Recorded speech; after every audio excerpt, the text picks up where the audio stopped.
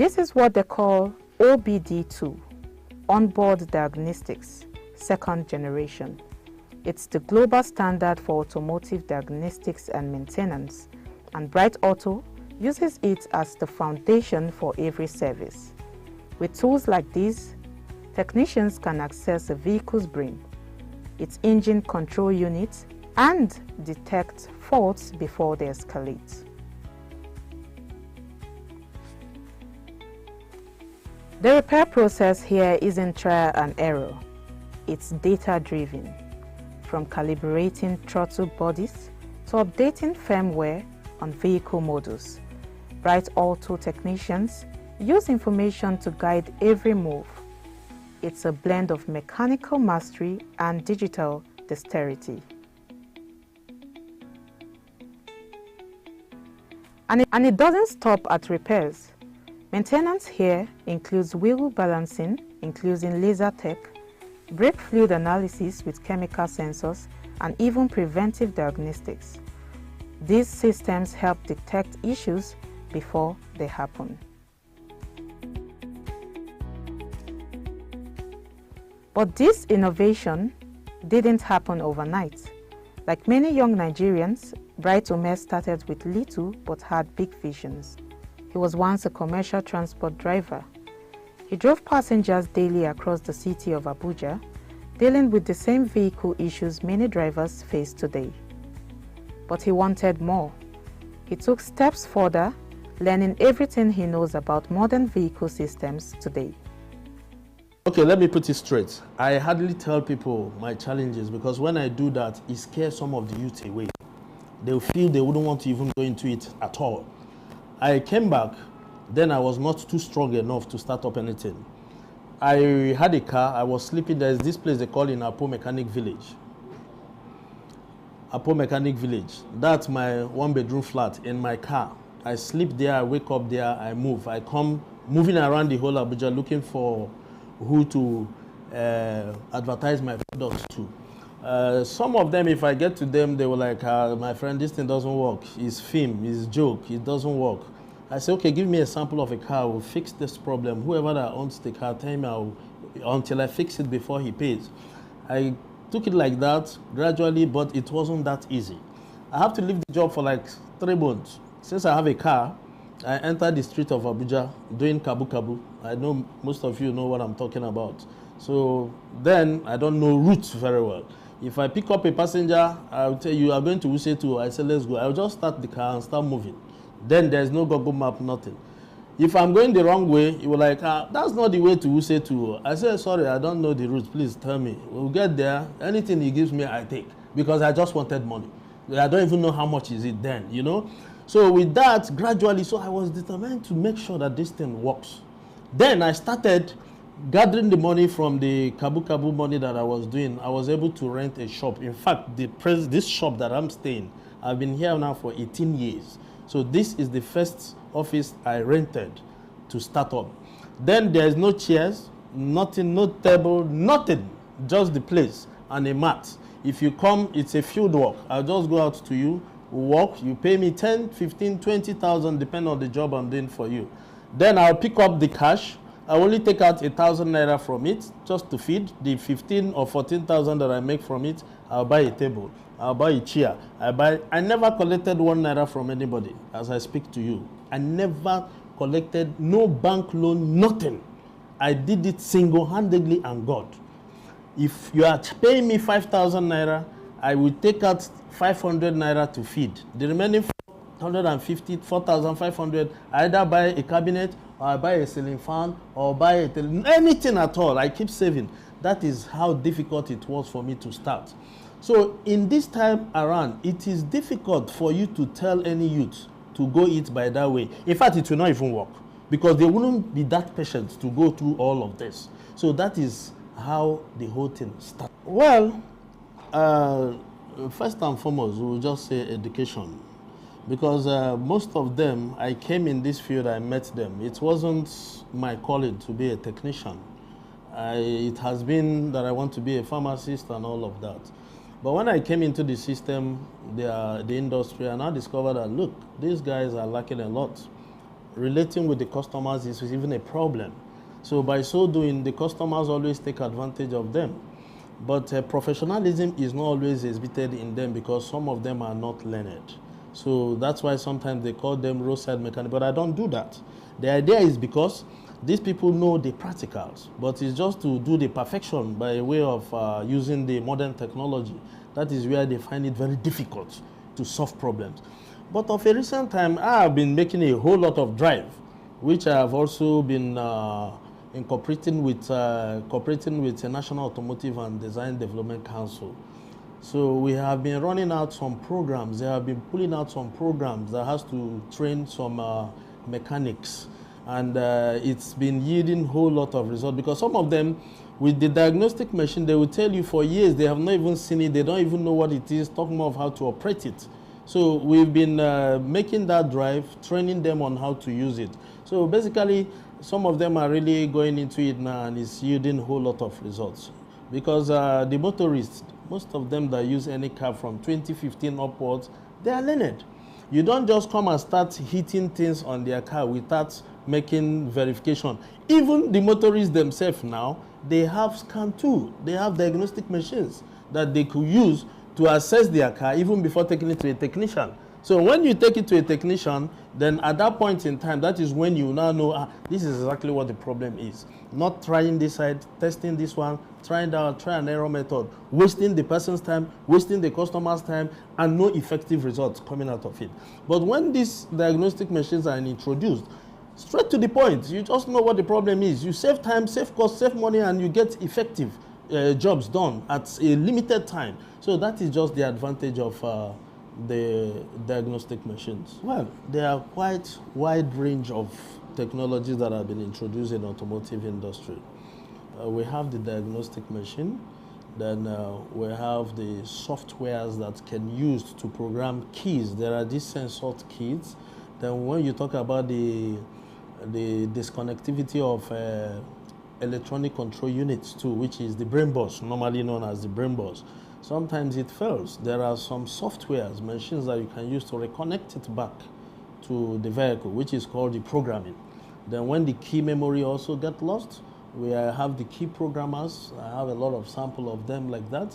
So we can use that to reconnect back to the car. Makes it easier. That's why you see, sometimes you see a whole lot of car packed down. You'll be wondering, why is this car not being fixed or what? It's just because the software that can ascertain to fix that car is not available. So, but once you have it readily available, it's good to go. So these are some of the technological apparatus we used in solving some of these problems. When you talk about quality, let me just put it in our terms, good soup, na money killer. So a lot of people know when you come to a parastat or a place where you fix cars, and you see all the machineries, not just the machineries, you must have good technicians that understand how to operate those machines. It saves you time. Rather you going to a place where you waste the whole day, by chance you've not even gotten what you want because you want to pay less. But you pay good money, you get good services, you have other, because time is money. So you have other things to do with your time. So this is how I could balance that section. Yeah. Well, the skill that I think that is essential first is for them to be able to, you see that thing we call read and write. Most people just say, is it not just to read and write? You understand? It is very important because most of the technicians that are doing the real job now as we speak still don't know how to write their names. But they can deliver. Practically they can deliver. So, but when these modern vehicles now, we are still battling with our normal conventional vehicles that can easily, you see a symbols and sign in the instrument cluster, which is the dashboard. And it will indicate you maybe a brake light or a brake lining or brake fluid like that. Then the technician doesn't even know what that symbol is. Then now talk more of electric vehicle, hybrid vehicle that is already rolling in. So how do you expect them to handle that aspect? So the read and write thing is very important for them to understand how to read, understand the terminologies, and be able to apply it to either Google or whatever to be able to ascertain what the problem is. So that's basically it. Well, the future is bright to say because we're already clinching into the system as it goes. Talking about the CNG gas and all of that. Even here in my office, there is a CNG plant. We do CNG conversions too. Though most people look at it being effective in the sense of funds, but we are looking at it in the other way around, the energy ecosystem. That is the concept that we have in doing this practice. But it's good. You save fund, you save the ecosystem too, which is very okay. We have already keyed into it. We are doing conversion. We are also enlightening people, especially when it comes to electric vehicles, the batteries, and how it's been disposed, how it's been maintained. We have even started running, what's it called, the electric vehicle training, the CNG training.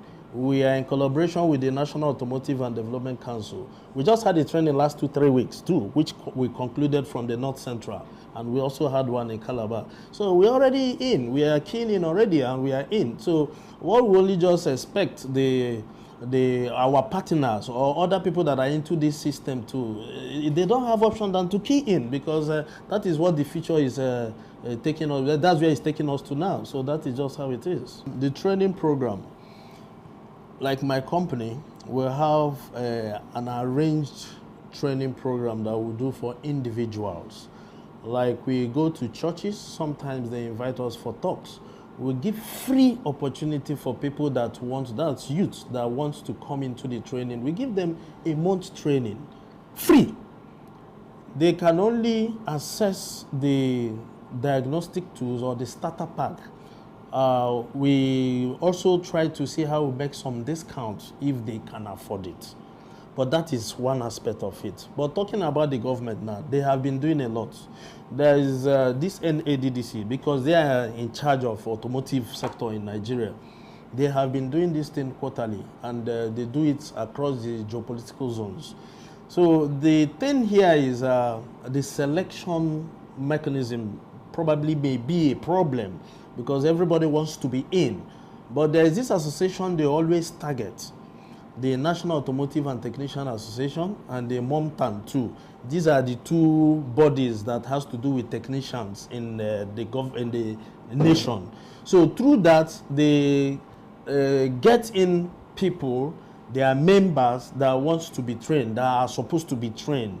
So, but even during that, we've also noticed that it doesn't really flow the way it's supposed to be. So that is where we always have that constraint. Some of them, the right people that are targeted, that are supposed to come for this training, will not come for it. I give you an instance. Electric vehicle and hybrid vehicles. When we were undertaking the training, I specifically mentioned it to the National Automotive Council that I will not train anybody that is less than 20 years. Because some of the elderly men that are almost leaving the system, we are talking of new trend of vehicle. You see a technician that is 70, 65 years coming for such training. What is he coming there to do? Let him bring his son to come, because it is them that will now go into the new trend of vehicles that are coming up. These are electronic vehicles, not you. You can't write your name and you are coming to take training on the maintenance of electric vehicle. It doesn't work that way. So we understand that is actually the problem that we are having. This selective mechanism is always the problem. But they've been working on it. People like us have been advocating, we've been talking. So I believe it will be changing. It's already changing, because the last training we had, the youths were my targeted points, and we actually had that. So I think they do some kind of a program. The government have been doing a lot about this thing, but sometimes online and all of that. So the population is small. So that's why it may not be so pronounced that everybody you see. What we had within last month was just 150. So you can imagine for the youths that are coming out, we're even talking about the coppers, the NYC, they are supposed to key into some of these things too. So tell me, how many coppers are we producing every 4 months? So you can imagine. So that is why it's not so pronounced to see, but they are working. I can assure you, yes. I always say with example or practical example. I have a boy, my son, from 5 years, he has already started running diagnosis on vehicle. He's in, I think, when he was in grade 2, grade 3, he has already started running diagnosis on a vehicle. So, let me compare it with what Chinese are doing now. Even at the tender age, their kids don't just go straight to grade of schools. They do practical things. That is the orientation we now need to come into Nigeria to start doing. The idea of the system of educational system they're talking about, yes, fine. But it has to be accompanied with trade, skill work. It's very important. That will now reduce a whole lot of what we are passing through now presently. So the thing I could say there is that as they are going to get the knowledge about read and write, that has always been my point, is not going to take a curriculum or module that is obsolete, that was written far back.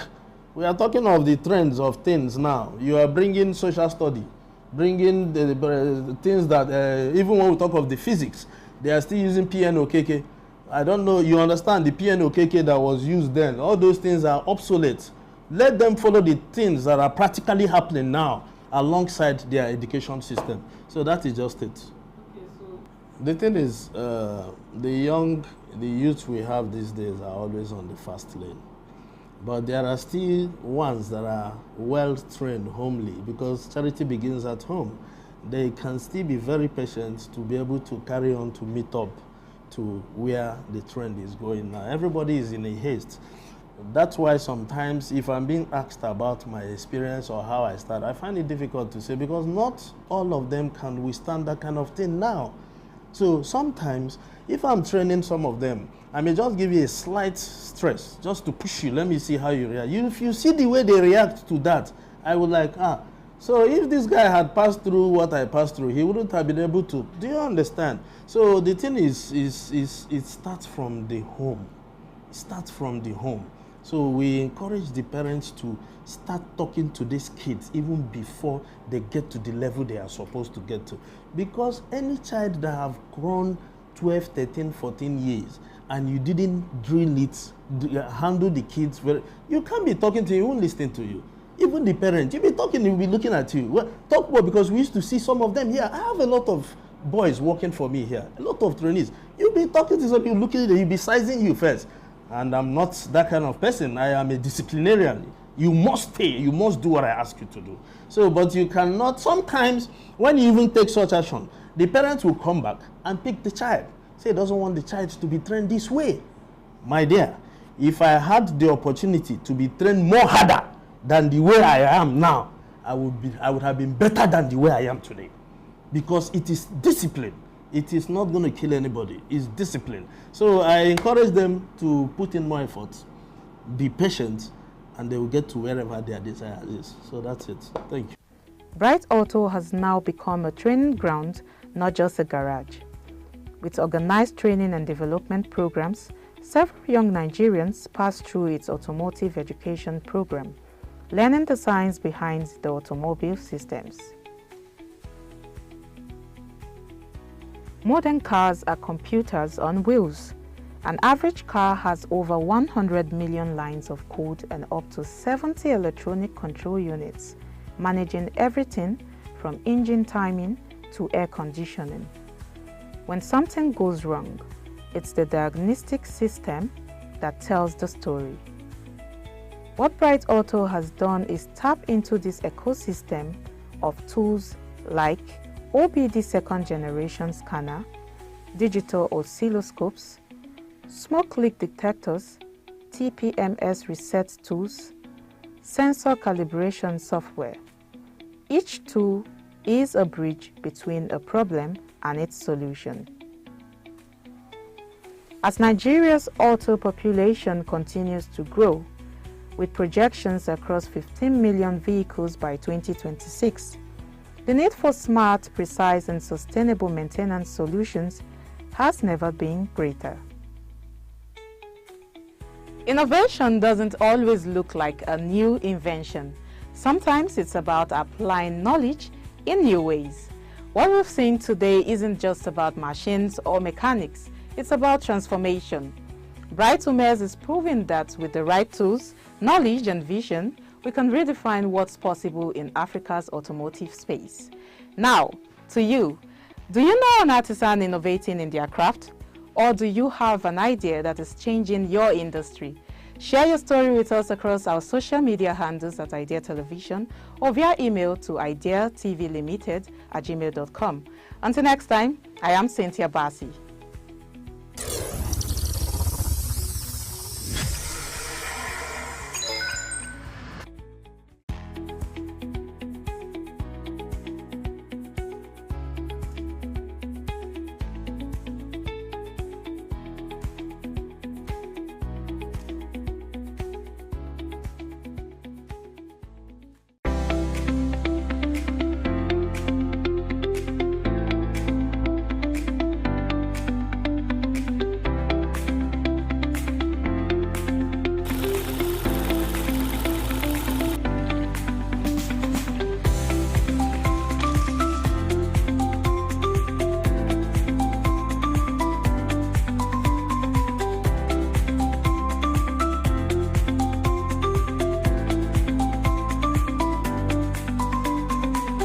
Across Africa, innovation is rewriting the future. From the skilled hands of artisans to the bold visions of entrepreneurs, creativity meets enterprise in groundbreaking ways. Welcome to Innoventure, where we celebrate Africa's ingenuity. Welcome to another episode of Innoventure, the show that celebrates creativity, innovation, and entrepreneurial spirits in industries shaping our world. I am Cynthia Bassi, and today we are exploring how traditional fueling stations are transforming to meet the demands of a cleaner, more sustainable future. With the recent push to transition from traditional fuels to cleaner alternatives, one player stands out in Nigeria, NIPCO. They are leading the charge as a major provider of compressed natural gas solutions, paving the way for cleaner and more efficient transportation. Today, we are visiting NIPCO filling station to explore innovation in green mobility.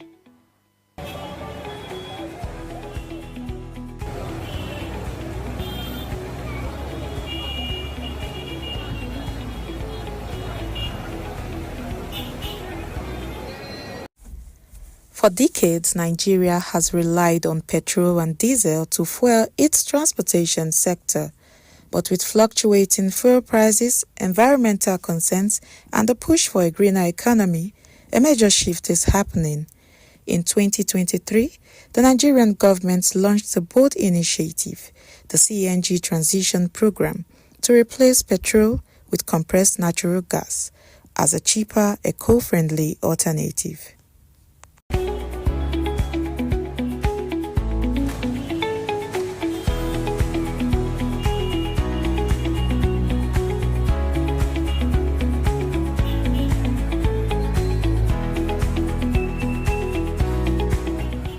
This isn't your regular fueling station. It's a hub of innovation. Here at NIPCO, engineers and entrepreneurs are redefining how Nigerians power their vehicles.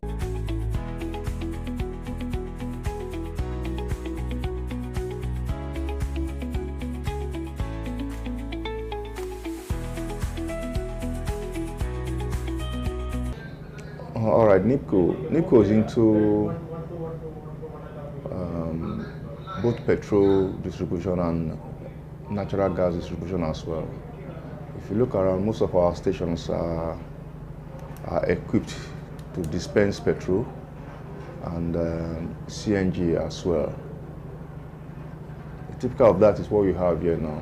This station is able to dispense petrol and also dispense compressed natural gas into vehicles as well. So basically it is quite different from the other traditional petrol stations that you see out there that dispenses only petrol. So here we have the capability and capacity to dispense petrol and natural gas to the public.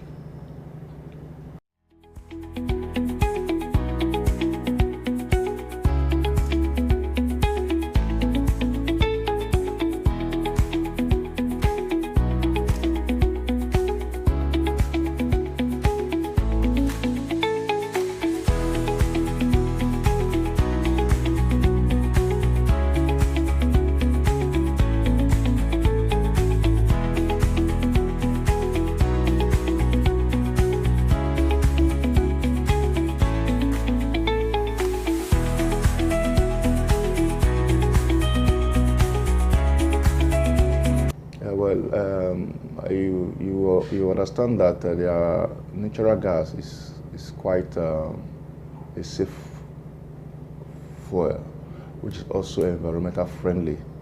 But however, there are equipment and technology that has to come in place for this to be achieved. Here is a daughter station, right? And there are specialized equipment that has been put in place. In fact, state-of-the-art equipment that has been put in place to ensure that natural gas is being able to be dispensed into vehicles in the safest manner as well.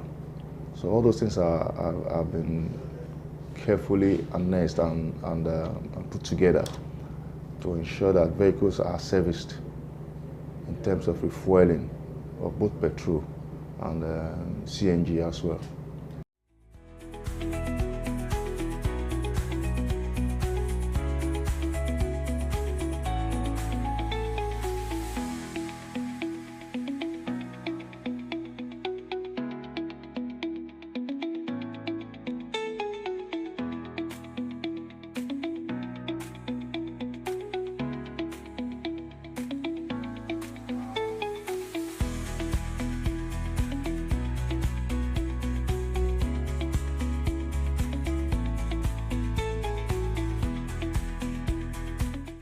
Yeah, Nimco Gas Limited is first and the leader in that industry. All right, we have specialized personnel, trained personnel that is handling all those. All right, we have state-of-the-art machines here, compressors, dispensers, and other equipment, associated equipment, that ensures that dispensing operations is going on unhindered or unhampered, as well as the maintenance also. So our technicians and our engineers are well equipped, okay, with the resources to ensure that those operations are going on smoothly. The process of converting a vehicle to run on CNG isn't just about swapping parts. It's a precise blend of science, skill, and problem solving. Let's take a closer look at how it's done. Right here, they are transforming vehicles that once ran on traditional fuels into lean green machines powered by compressed natural gas. CNG, auto CNG retrofitting, right, involves the installation of an onboard cylinders like this, all right, an onboard cylinder and some other kit components that makes it possible for the vehicle to adapt to the use of the alternative fuel. That's petrol or natural gas alternatively, all right? But typically, the onboard cylinder will have to be mounted inside the boot. That's the trunk area of the vehicle, all right? Now, the car can use both? Yes, alternatively, yes. Okay. So once retrofitting is done, the car user now have the liberty of choosing either of the two fuel. But however, only one fuel will run at a particular point in time. So what happens is that when you start the vehicle runs on petrol, right? Then after, it's programmed to switch to gas after a few seconds. All right. So while you are driving and you run out of gas, it switches back to petrol alternatively. So what happens is that the storage cylinder is installed in the boot. All right. This cylinder is able to take about 15 meter cube of gas. However, gas is stored at a very high pressure, 200 bar. So without pressure, it's not possible for the cylinder to take a reasonable amount of gas. All right, what happens is that it is stored, then there's a tubing that will be run through the vehicle, just in the same way they run the petrol lines. Okay, it goes through parallel to the engine area where you have all the components installed. Like you can see here now, this vehicle is being installed, all right? In installation, there is no redesigning of your engine system. Your original engine system is intact. It's in place. We don't temper the engine system. What we need to do is to just introduce some basic components like the pressure regulator, as you can see in this place. This one is the pressure regulator. What this one does is to bring down the pressure from the gas is being stored. Now the gas is being stored at a very high pressure, which is 200 bar. But you can't feed 200 bar pressure into the engine. So that's what the pressure regulator does. It regulates the pressure, brings down the pressure to about 2 bar. So the 2 bar is what is being fed into the engine through the gas injectors. As you can see here, there are 4 gas injectors here, which correspond to the number of fuel injectors in the vehicle. Now there are different types of kit. There's a 4-cylinder kit, there's a 6-cylinder kit, there's the 8-cylinder kit, depending on the engine configuration. So the compatibility is selected based on their engine configuration. Like this vehicle is a typical 4-cylinder engine. So it is being installed with a sequential 4-cylinder kit. All right. Now what happens is that once this system are installed, there will be a switch that will be installed on the cockpit. The switch is able to inform the driver on the present status. Give me the switch. Give me the switch. It will inform the driver on the present status, if it's running on petrol or running on gas. The switch also will display the level of gas that you have in the cylinder. It's as small as this. It's very small. Okay? It will, however, be installed in the cockpit. So this has you have lead display to inform the driver of the current status, the current fuel that is being run, or the level of gas you have in the cylinder. So with this, the driver is able to know when it's running out of gas and when to refill, as small as it is. All right? And once your car is ready, this is where the magic continues, the refueling station.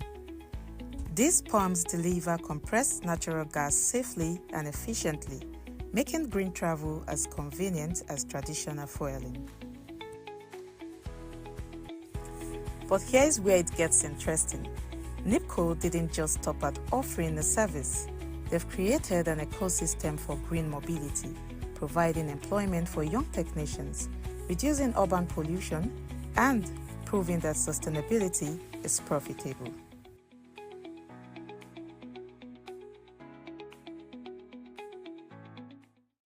I think the first thing that creates that inspiration is the fact that NIPCO Gas Limited has to come in to help Nigeria in the energy requirements of the country. All right, we have a huge deposit of natural gas which is not tapped. So the potentials is also there, and the business is also there. But we'll find out that people did not really key into this sector in the time past.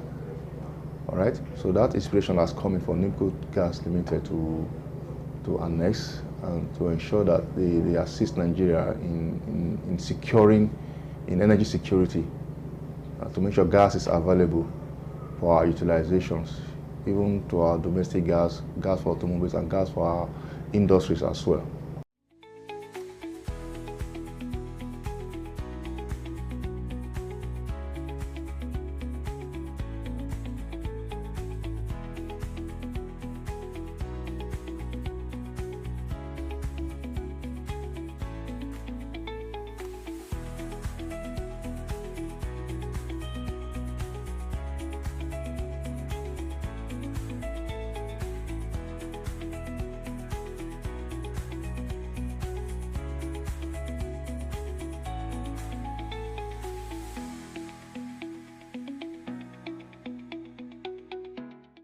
Understand the apprehension with respect to the use of natural gas as an auto fuel because of some safety concerns. Anyway, the thing is that natural gas or compressed natural gas is a very safe fuel to use, but most people will not know this. Now, it has some inherent properties, okay, that makes that to be so. Unlike your traditional petrol, which creates spools whenever there's leakage. All right, so any source of ignition, can cause explosion. But those properties are not there with natural gas. Natural gas is relatively lighter than air. So once it finds its way into the atmosphere, it disperses easily. All right, it disperses easily, and because it's less denser than air, it does not mix with air in our own human habitation. So you now discover that even if there is spark around, because the gas constantly separates itself from air or oxygen, the likelihood of explosion is not there, which is one good characteristic of natural gas that makes it very, very safe to use. In addition to that, the cylinder has been designed to withstand impact pressure. It's very thick. It's not like the traditional LPG cylinder that is very light. All right? The cylinder is very safe to use, and even in our auto vehicles, the cylinder on board is safe. So the public can be rest assured that their safety is guaranteed when natural gas is in use. Yeah, actually, CNG is part of fossil fuel. It's not as if it's different from fossil fuel. It's part of that family. But the difference is that when you compare natural gas to petrol or diesel, the harmful emissions from those gases when they combust is quite high as compared to natural gas. All right? Natural gas emission is less harmful to the environment. So it's a cleaner fuel that burns with very little or minimum greenhouse gases that we know about. So it contributes significantly to a cleaner environment when natural gas is used. So when you look at the ratio of petrol-driven cars and natural gas-driven vehicles now, as at today, the range is still very, very high. But by the time people begin to migrate from petrol to CNG, you are bound to have more environmental, more safety in our environment and less harmful substance being emitted from the exhaust pipes of those vehicles into the atmosphere. Our technology, they won't be where we are today. For example, there's no pipeline around this area, all right? But we are able to transport the gas from far back Ajakuta up to Abuja, all right, to make sure the gas is available for the inhabitants of this environment. Very many years ago, that is not possible. That wasn't possible, all right? But with the state-of-the-art facility that we have here, it is now possible for us to have gas dispensed to our neighboring states, even though we don't have pipelines. So technology has, in a very great way, helped in actualizing what is happening now. Yet, challenges remain. Many drivers are hesitant to make the switch, citing high conversion costs and the limited number of refueling stations. The government's role in expanding infrastructure and providing incentives is critical for long-term success. We've seen that creativity and innovation in action never gets old. It is about finding new ways to solve problems, work smarter, and make meaningful products. If you know an artisan whose story needs to be told, or if you've got an idea that blends innovation and entrepreneurship, we want to hear from you. Visit our website or connect with us on social media. Thanks for joining us on today's journey. Don't forget to tune in next time.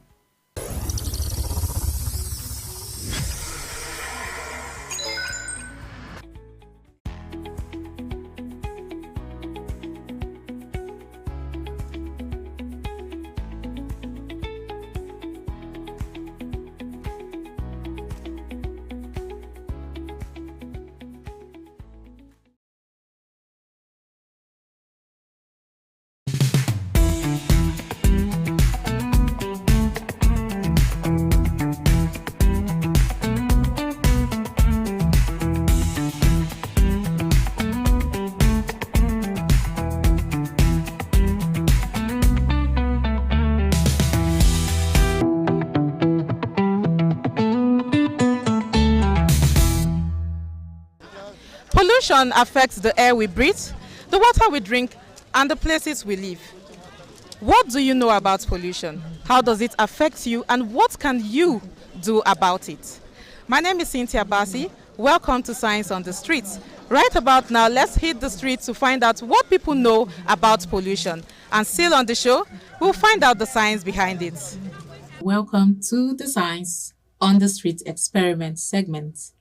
Today, we'll be doing a simple but powerful activity that shows how pollution, especially water pollution, can affect our environment, our health, and even the things we eat and drink every day. Many of us see dirty gutters, polluted rivers, or blocked drains and think it's just normal. But the truth is, it is a serious issue. So let's break it down using something everyone understands: water. In front of me, I have 2 containers of clean water. Imagine these are our rivers, lakes, and underground sources that gives us water for drinking, cooking, farming, and fishing. This is how water should look. Here, clear, fresh, and healthy for humans and animals alike. Now, let's talk about pollution. Pollution happens when harmful substances like waste, chemicals, or dirty materials get into the environment and change it in a bad way. This bag of soil represents things like sand and dirt that get washed into water when there's erosion or poor drainage. This plastic bag represents litter people throw on the street, and this drink can stand in for factory waste or chemicals that are sometimes dumped into rivers. Let's now simulate what happens when pollution enters our water bodies. Now, this is no longer clean water. It is brown, cloudy, and full of waste. Fish can't breathe in it, and people can't drink it. In many parts of Nigeria and the world, water that looks like this is still used daily, and that's dangerous and unhealthy. Let's say this toy fish represents a real fish. How long do you think it can survive in this water? Polluted water can cause fish to die, destroy plants, and make people sick with diseases like cholera, typhoid, and skin infections. Cleaning polluted water is not easy. It takes time, technology, and money. In some areas, we use large treatment plants. In others, people rely on boiling or simple filters. Let's try pouring some of this dirty water through a basic filter and see what happens. It helps a bit, but it's not the same as clean water from the start. This is why preventing pollution is always better than trying to fix it afterward. This experiment shows that every piece of trash we throw carelessly, every time we pour oil in our gutter, or when we fail to manage waste properly, we are harming ourselves, our families, and our future. But the good news is we can make changes. Simple actions like using waste bins, recycling, and supporting cleanup efforts can protect our water, our air, and our land. Now that we've seen how pollution can turn something as clean as water into something dangerous, it's time to hear what the public think about pollution and how it affects them.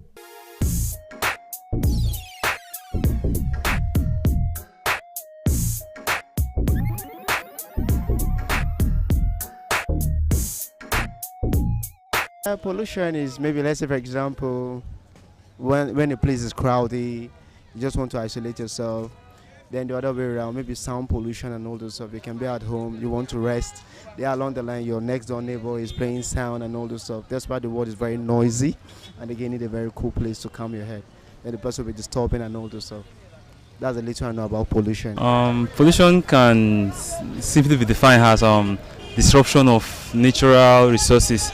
It can be either through air, through water, or through land. That's the 3 major types of pollution.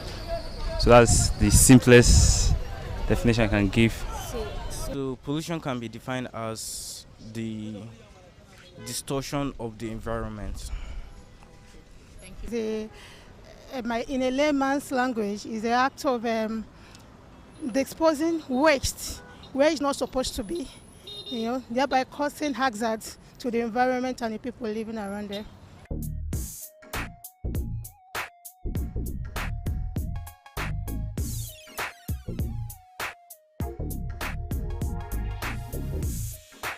Means when you look at just cars that are moving around, the gaseous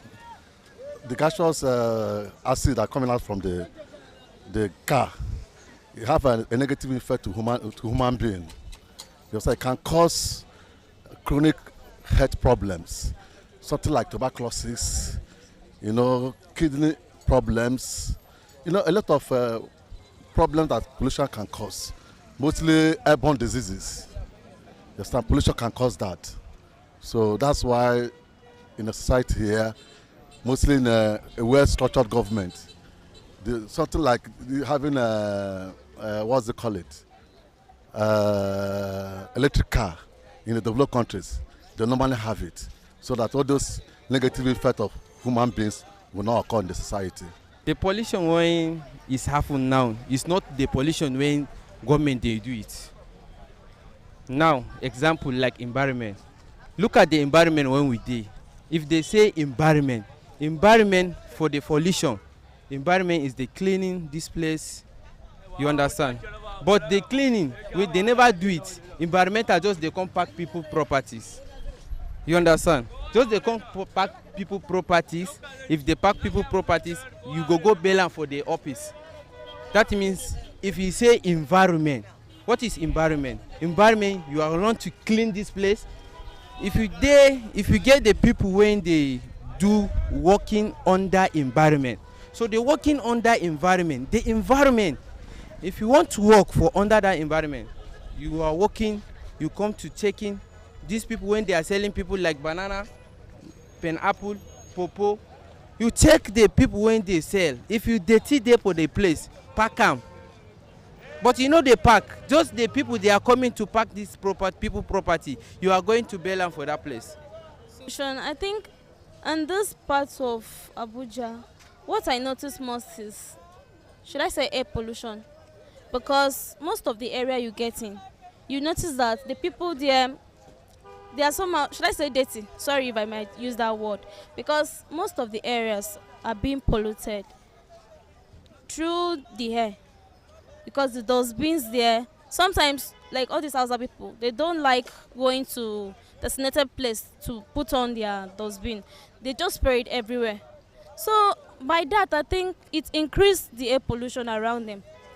Some places, you notice that they just eat and then drop the plates. The flies will now perch on it. They'll still pick it up and they still use the same plate and eat. That alone, it's part of pollution. I don't even know how they will put that one. So to me, I think the pollution here in Kiriki is mostly air pollution, and then should I say what again? Air pollution in terms of gases. I don't really think we have that one here, but inside village, I think it's very, very common there.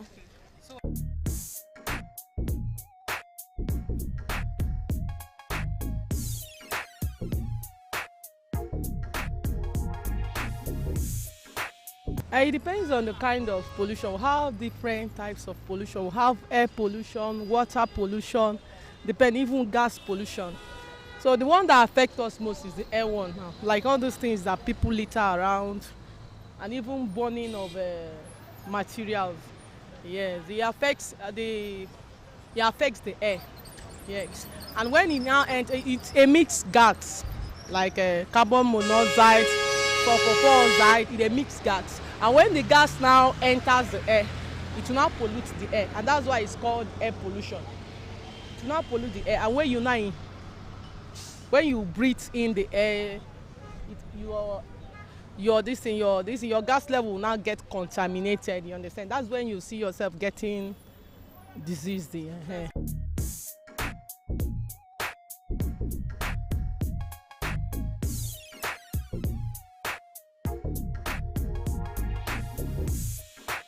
Air pollution now.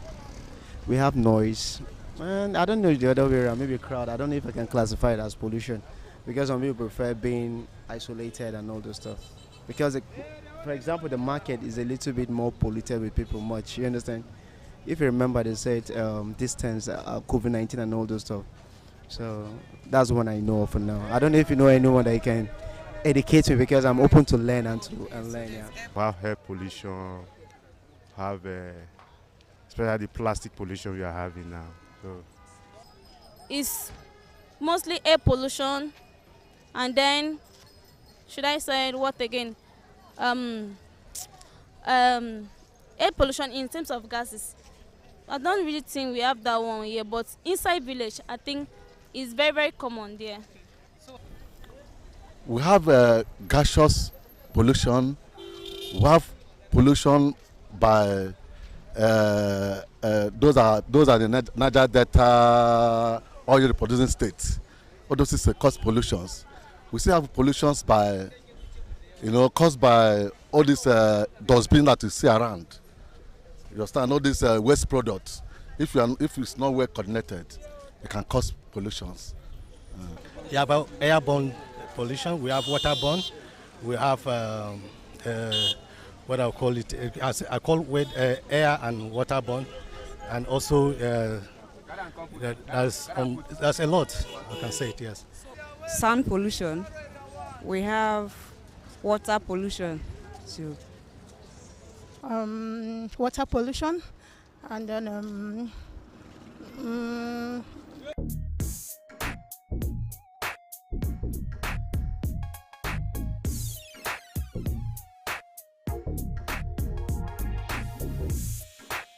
Mostly, I try to dispose things at the good way, and I try to wash my hand or anything, make sure that the environment I am living is very clean. Yes. Thank you very much. That's it. Thank you for your. Okay, mostly I don't like dirty. So in my, let me say in our compound, even if you don't sweep, I'll make sure I sweep and clear up the place so that it look tidy for others to breathe. Okay, I could say I personally have not really been comfortable littering the environment. That has not been my nature. So even if I am with a can of water now, if I finish consuming it, you see me holding it until I see a wax bin, I will not drop it inside the wax bin. So if Nigerian could learn that habit, because if we are working for our government, it will take a long time to control pollution in Nigeria. So if actually we as individuals will learn that habit of controlling it by ourselves, by that little, if you take pure water, take biscuit, just put it in your bag. When you see a wax bin, you throw it, because by the time we litter it in the environment, when rain comes, it sweep it down to the gutters and it will block it. Thereby, water can't flow again. Before you know it, that's the pollution we're talking about. Yes. You're welcome. No, the one that affects us most here now is this air pollution, because of the way people litter around and the way people urinate, especially all these our toiletries, the way they urinate. So the very first thing they need to do is to make sure the environment is clean, and make sure people don't urinate around. The way they urinate, all these urine is very toxic, so it now goes into the air. The toxic gas that is in urine, that's sulfur. No, that one is not even carbon monoxide. It will now go into the air and pollute the air. So they should first of all stop people from urinating around, defecating around. That's the first one. And the second one again is even all these emission from cars. It pollutes the air too. All these car emission, all these smoke you are seeing emits sulfur oxide. So it now goes into the air too and causes cancer. All this cancer you're hearing these days is caused by all this emission. So we should just try.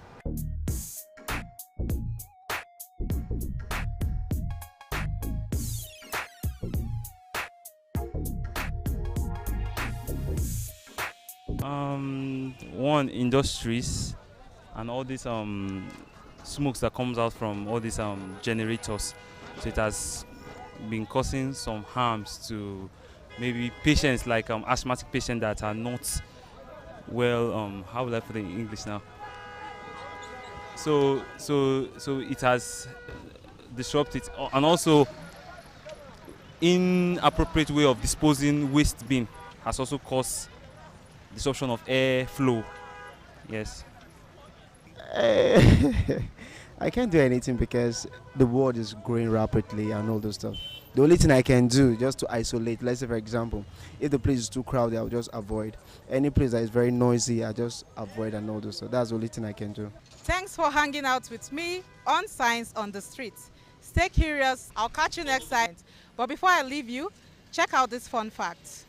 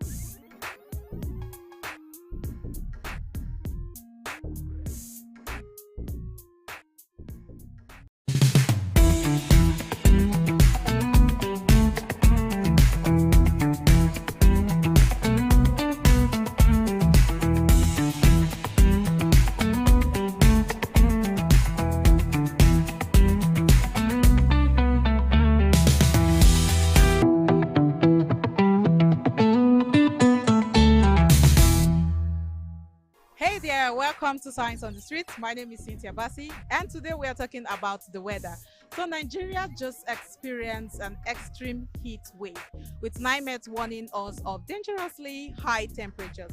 But right about now, we are slowly transitioning into the rainy season. And what does this mean for you? How is it affecting your health? How is it affecting your daily activities and even your city? Let's hit the streets to hear what people think and know about the science behind it.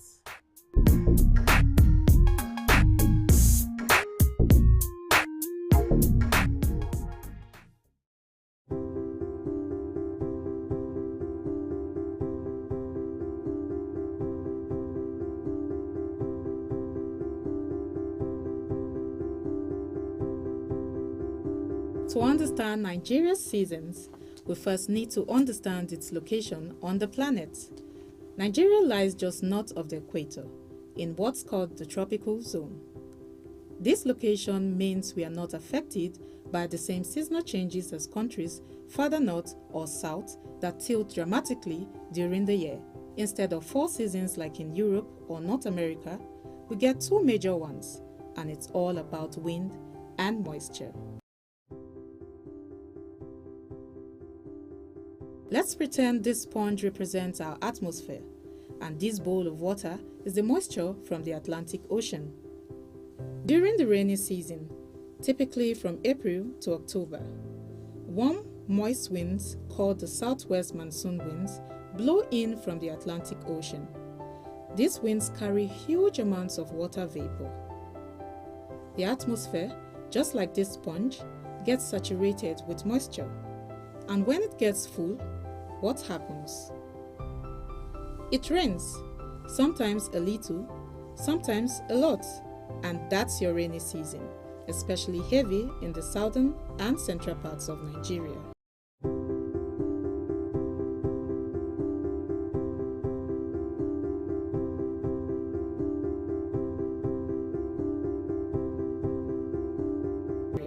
Now, sprinkle a talcum powder on the sponge.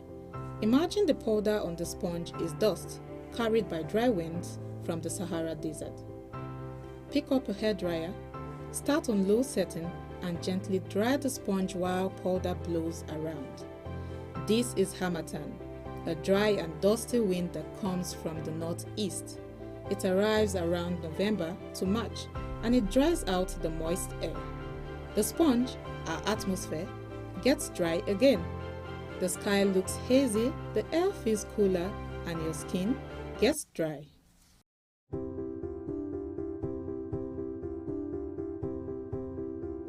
The real driver behind all this is a region called the Intertropical Convergence Zone, or ITCZ. It's where the moist southern winds and the dry northern winds meet.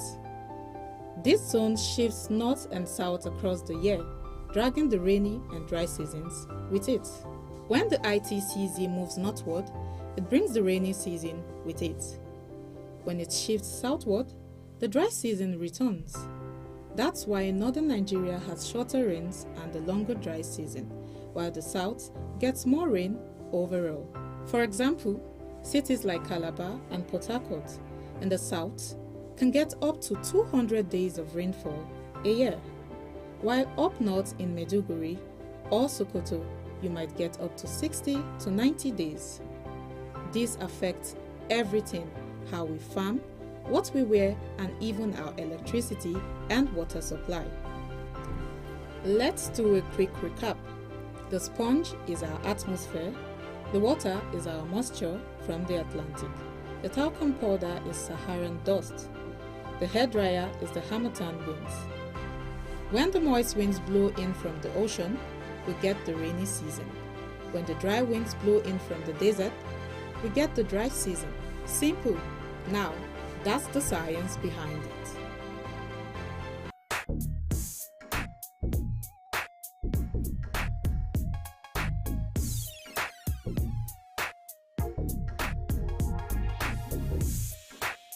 Seriously, I don't actually like that raining day.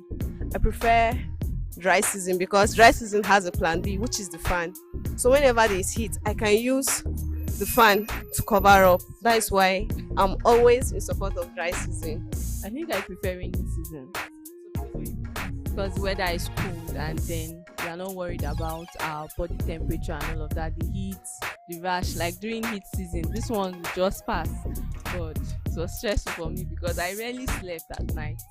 I've been at least consistently, at least 5 times in a day.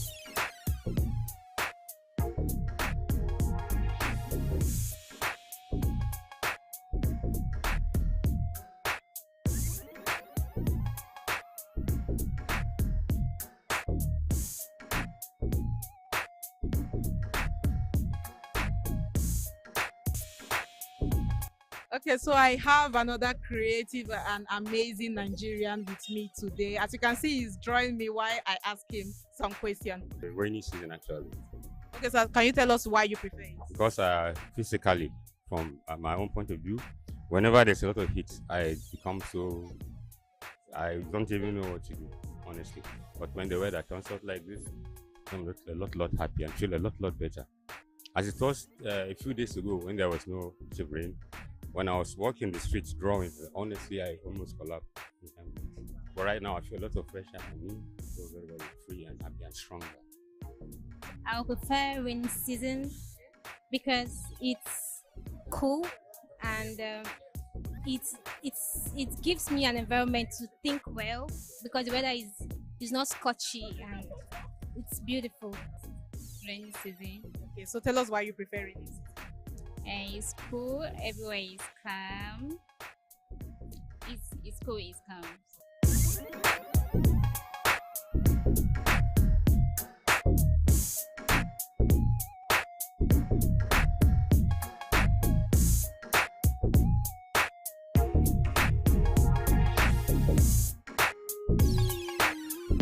Prefer dry season. Okay, so tell us why you prefer the dry season. Because the country, the way Nigeria is, when we are, because the criminal this country is too hard. When the rain is coming, they can still say there's hold up. You can't even. They can rob you to collect your phone, all that things. So I don't prefer when the dry season. You can enter anytime, you can go anytime because there's motor. They are even wait for passenger. But this rainy season, they want to do all the things. They can delay your time so that criminal can attack you anytime. Very interesting points. I prefer dry season than rainy season. Actually, I think I prefer rainy season. You know, rainy season is when like all these farmers, they can plant and cultivate and harvest more. But during dry season, you can see that most of these foodstuff, they are more scarce and they are more expensive. But during rainy season, there's no need for irrigation. You understand? There's no need for irrigation to plant or cultivate anything. So Adiola, you like it like I prefer dry season. So tell us why you prefer dry season. I prefer dry season because I know it's hard for people that do agriculture. But rainy season in some part, like some places like all those small villages that don't have good roads, like the place is messed up. Like you can't even go there.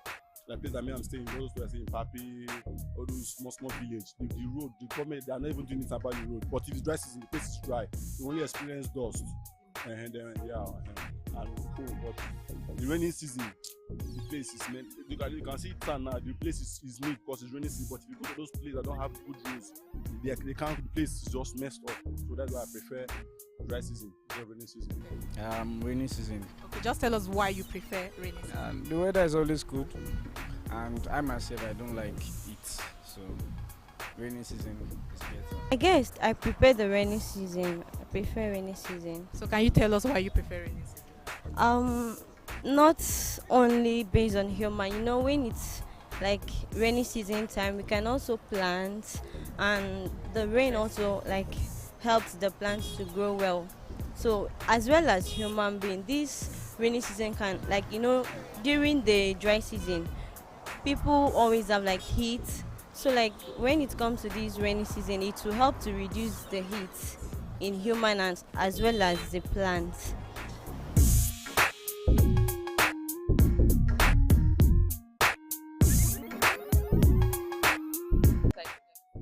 So maybe people can learn 1 or 2 tips or get 1 or 2 tips from you. So how are you preparing for the rainy season? I think I'm going to get 2 duvets, to be honest. and then I think we need warmer clothes. You know, when rainy season is cold, but we can actually adjust to it more than dry season. So getting cooler clothes, warmer clothes, and then heaters in your room and stuff. So how do rainy season affect your activity? Seriously, rainy season do affect my activities. Like yesterday, I went to church. I was supposed to close around 7, but because of that rain, I have to like extend it to 8. That's why I hate rainy season. It's cooler for him to, draw in this season because he's always on the street. He's a street artist. So, sir, we want to ask, you like the rainy days, but how are you preparing for the rainy season? Well, I prefer the only dodge out whenever the rain. But I feel, in fact, even some drips of rain helps me a lot. I'm sorry, but that's a fact. Because heat is one of my greatest problems. So tell us, how do you get yourself prepared for this season? During the dry season, I got myself cardigans and cap to prevent cold and kata. Whenever I'm going out, I make sure that I'm always available with my umbrella, and I always prepare ahead of anything that can happen. Like, for instance, like during rainy season, like if you plant your food stuff, you can keep some, like store it towards dry season. Yeah, that's a beautiful idea. Thank you very much. So give us one tip on how you prepare for the rainy season. I don't think there's any tip because I'm always indoors, so I'm always liking the cool weather. So that's the way. Stay indoors so you get warmer. All right. So how do they say it again? Nigerians know they carry last. So we've heard some interesting, smart and hilarious answers from people on the street. And that's how I call it a wrap on today's episode of Science on the Street. So you watching this, how are you preparing for the rainy season? I'll leave you with this to ponder. See you next time. Bye.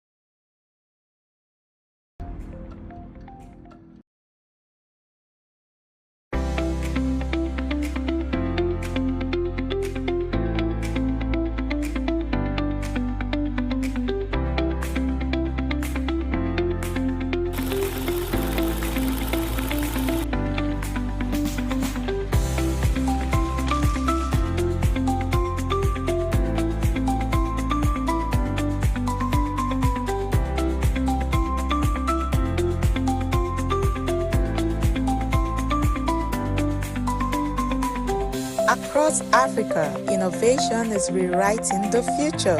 From the skilled hands of artisans to the bold visions of entrepreneurs, creativity meets enterprise in groundbreaking ways. Welcome to Innoventure, where we celebrate Africa's ingenuity. Welcome to another episode of Innoventure, the show that celebrates creativity, innovation, and entrepreneurial spirits in industries shaping our world. I am Cynthia Bassi, and today we are exploring how traditional fueling stations are transforming to meet the demands of a cleaner, more sustainable future. With the recent push to transition from traditional fuels to cleaner alternatives, one player stands out in Nigeria, NIPCO. They are leading the charge as a major provider of compressed natural gas solutions, paving the way for cleaner and more efficient transportation. Today, we are visiting NIPCO filling station to explore innovation in green mobility.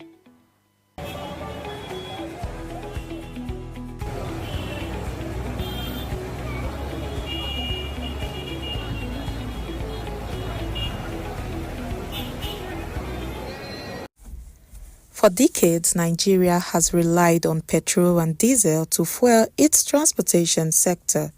But with fluctuating fuel prices, environmental concerns, and the push for a greener economy, a major shift is happening.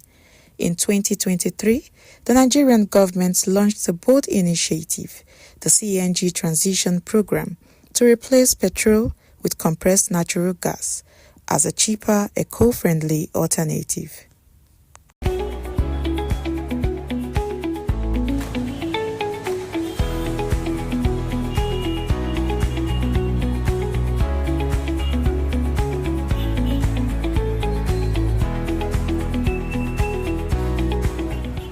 This isn't your regular fueling station. It's a hub of innovation. Here at NIPCO, engineers and entrepreneurs are redefining how Nigerians power their vehicles. Compressed natural gas burns cleaner than petrol, reducing harmful carbon emissions by up to 30%. It's also significantly cheaper, cutting fuel costs by nearly 50% for drivers. But transitioning to CNG isn't as simple as filling up a tank. It requires cutting-edge technology, specialized training, and a vision.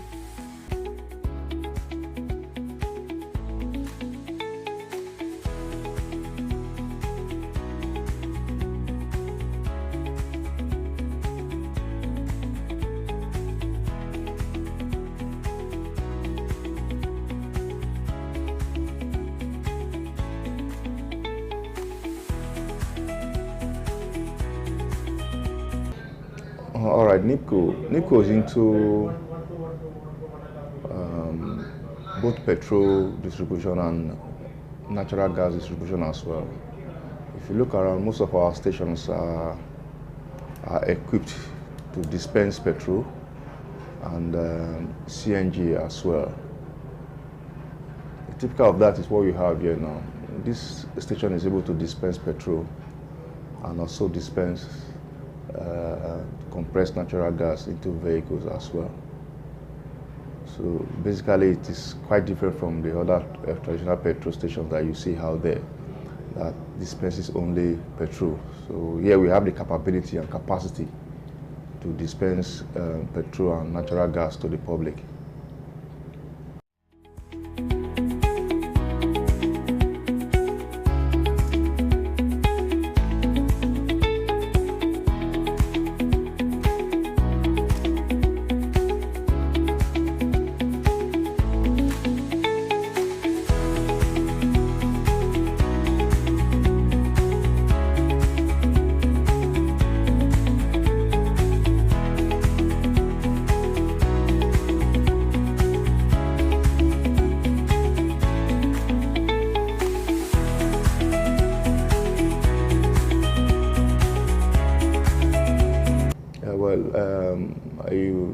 You understand that their natural gas is quite a safe fuel, which is also environmental friendly.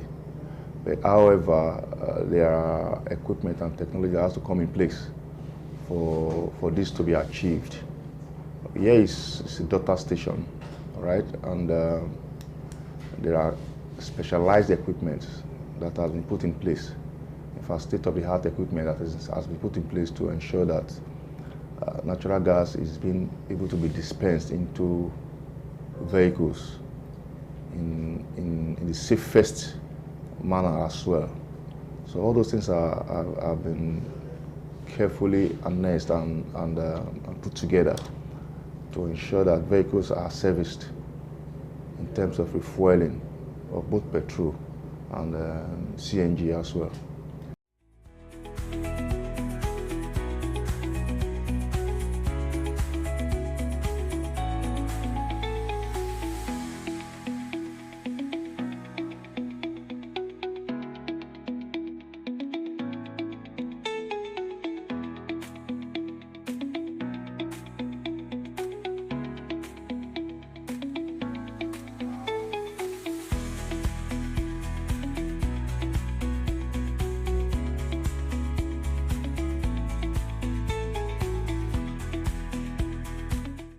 Yeah, NIPCO Gas Limited is first and the leader in that industry. All right, We have specialized personnel, trained personnel that is handling all those.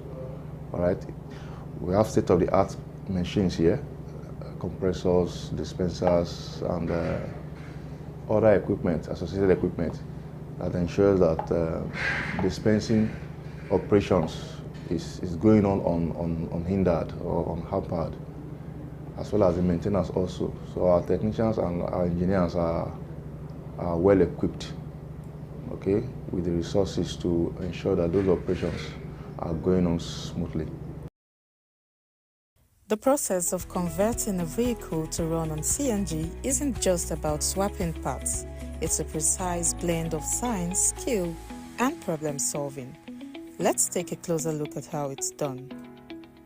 Right here, they are transforming vehicles that once ran on traditional fuels into lean green machines powered by compressed natural gas.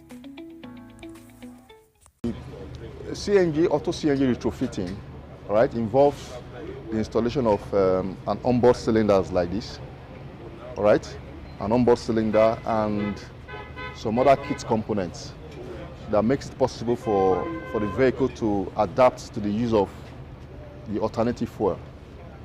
That's petrol or natural gas alternatively, all right? But typically, the onboard cylinder will have to be mounted inside the boot. That's the trunk area of the vehicle, all right? Now, yes, alternatively, yes. So once retrofitting is done, the car user now have the liberty of choosing either of the two fuel. But however, only one fuel will run at a particular point in time. So what happens is that when you start the vehicle runs on petrol, right? Then after it's programmed to switch to gas after a few seconds. All right. So while you are driving and you run out of gas, it switches back to petrol alternatively. So what happens is that the storage cylinder is installed in the boot. All right. This cylinder is able to take about 15 meter cube of gas. However, gas is stored at a very high pressure, 200 bar. So without pressure, it's not possible for the cylinder to take a reasonable amount of gas. All right. What happens is that it is stored. Then there's a tubing that will be run through the vehicle, just in the same way they run the petrol lines. Okay, it goes through parallel to the engine area where you have all the components installed. Like you can see here now, this vehicle is being installed. All right. In installation, there is no redesigning of your engine system. Your original engine system is intact. It's in place. We don't temper the engine system. What we need to do is to just introduce some basic components like the pressure regulator, as you can see in this place. This one is the pressure regulator. What this one does is to bring down the pressure from the gas is being stored. Now the gas is being stored at a very high pressure, which is 200 bar, but you can't feed 200 bar pressure into the engine. So that's what the pressure regulator does. It regulates the pressure, brings down the pressure to about 2 bar. So the 2 bar is what is being fed into the engine through the gas injectors. As you can see here, there are 4 gas injectors here, which correspond to the number of fuel injectors in the vehicle. Now there are different types of kit. There's a 4-cylinder kit, there's a 6-cylinder kit, there's the 8-cylinder kit, depending on the engine configuration. So the compatibility is selected based on their engine configuration. Like this vehicle is a typical 4-cylinder engine. So it is being installed with a sequential 4-cylinder kit. All right. Now what happens is that once this system are installed, there will be a switch that will be installed on the cockpit. The switch is able to inform the driver on the present status. Give me the switch. Give me the switch. It will inform the driver on the present status, if it's running on petrol or running on gas. The switch also will display the level of gas that you have in the cylinder. It's as small as this. It's very small. Okay? It will, however, be installed in the cockpit. So this has we have lead display to inform the driver of the current status, the current fuel that is being run, or the level of gas you have in the cylinder. So with this, the driver is able to know when it's running out of gas and when to refill, as small as it is. Right? And once your car is ready, this is where the magic continues, the refueling station. These pumps deliver compressed natural gas safely and efficiently, making green travel as convenient as traditional fueling. But here's where it gets interesting. NIPCO didn't just stop at offering the service. They've created an ecosystem for green mobility, providing employment for young technicians, reducing urban pollution, and proving that sustainability is profitable.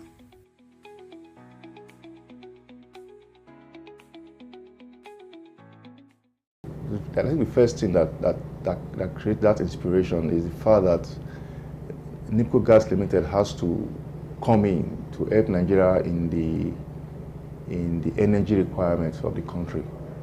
All right, we have a huge deposit of natural gas which is not tapped.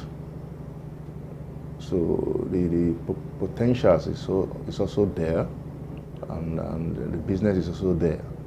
But we'll find out that people did not really key into this sector in the time past.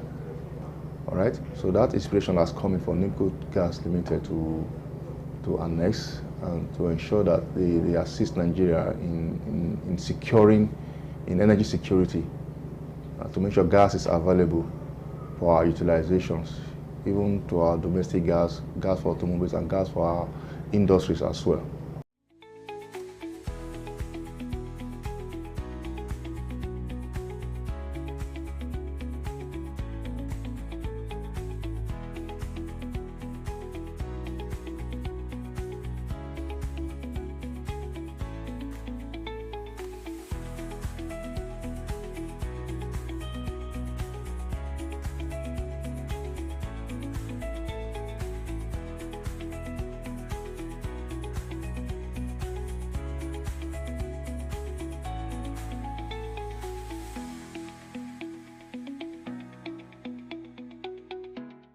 I understand the apprehension with respect to the use of natural gas as an auto fuel because of some safety concerns. Anyway, the thing is that natural gas or compressed natural gas is a very safe fuel to use, but most people will not know this. Now, it has some inherent properties, okay, that makes that to be so. Unlike your traditional petrol, which creates spools whenever there's leakage. All right, so any source of ignition, can cause explosion. But those properties are not there with natural gas. Natural gas is relatively lighter than air. So once it finds its way into the atmosphere, it disperses easily. All right, it disperses easily, and because it's less denser than air, it does not mix with air in our own human habitation. So you now discover that even if there is spark around, because the gas constantly separates itself from air or oxygen, the likelihood of explosion is not there, which is one good characteristic of natural gas that makes it very, very safe to use. In addition to that, the cylinder has been designed to withstand impact pressure. It's very thick. It's not like the traditional LPG cylinder that is very light. All right? The cylinder is very safe to use, and even in our auto vehicles, the cylinder on board is safe. So the public can be rest assured that their safety is guaranteed when natural gas is in use. Yeah, actually, CNG is part of fossil fuel. It's not as if it's different from fossil fuel. It's part of that family.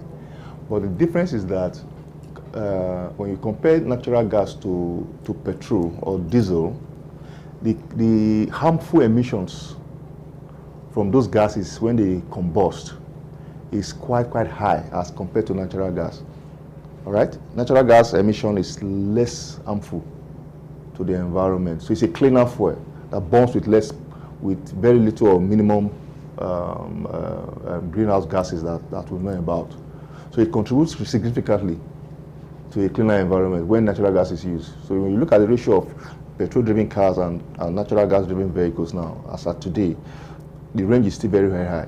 But by the time people begin to migrate from petrol to CNG, you are bound to have more environmental, more safety in our environment and less harmful substance being emitted from the exhaust pipes of those vehicles into the atmosphere.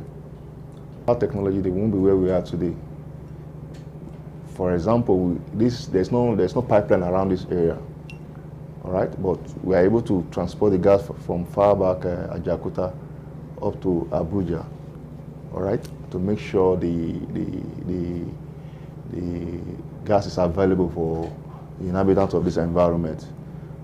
Very many years ago, that is not possible. That wasn't possible, all right? But with the state-of-the-art facility that we have here, it is now possible for us to have gas dispensed to our neighboring states, even though we don't have pipelines. So technology has, in a very great way, helped in actualizing what is happening now. Yet, challenges remain. Many drivers are hesitant to make the switch, citing high conversion costs and the limited number of refueling stations. The government's role in expanding infrastructure and providing incentives is critical for long-term success. We've seen that creativity and innovation in action never gets old.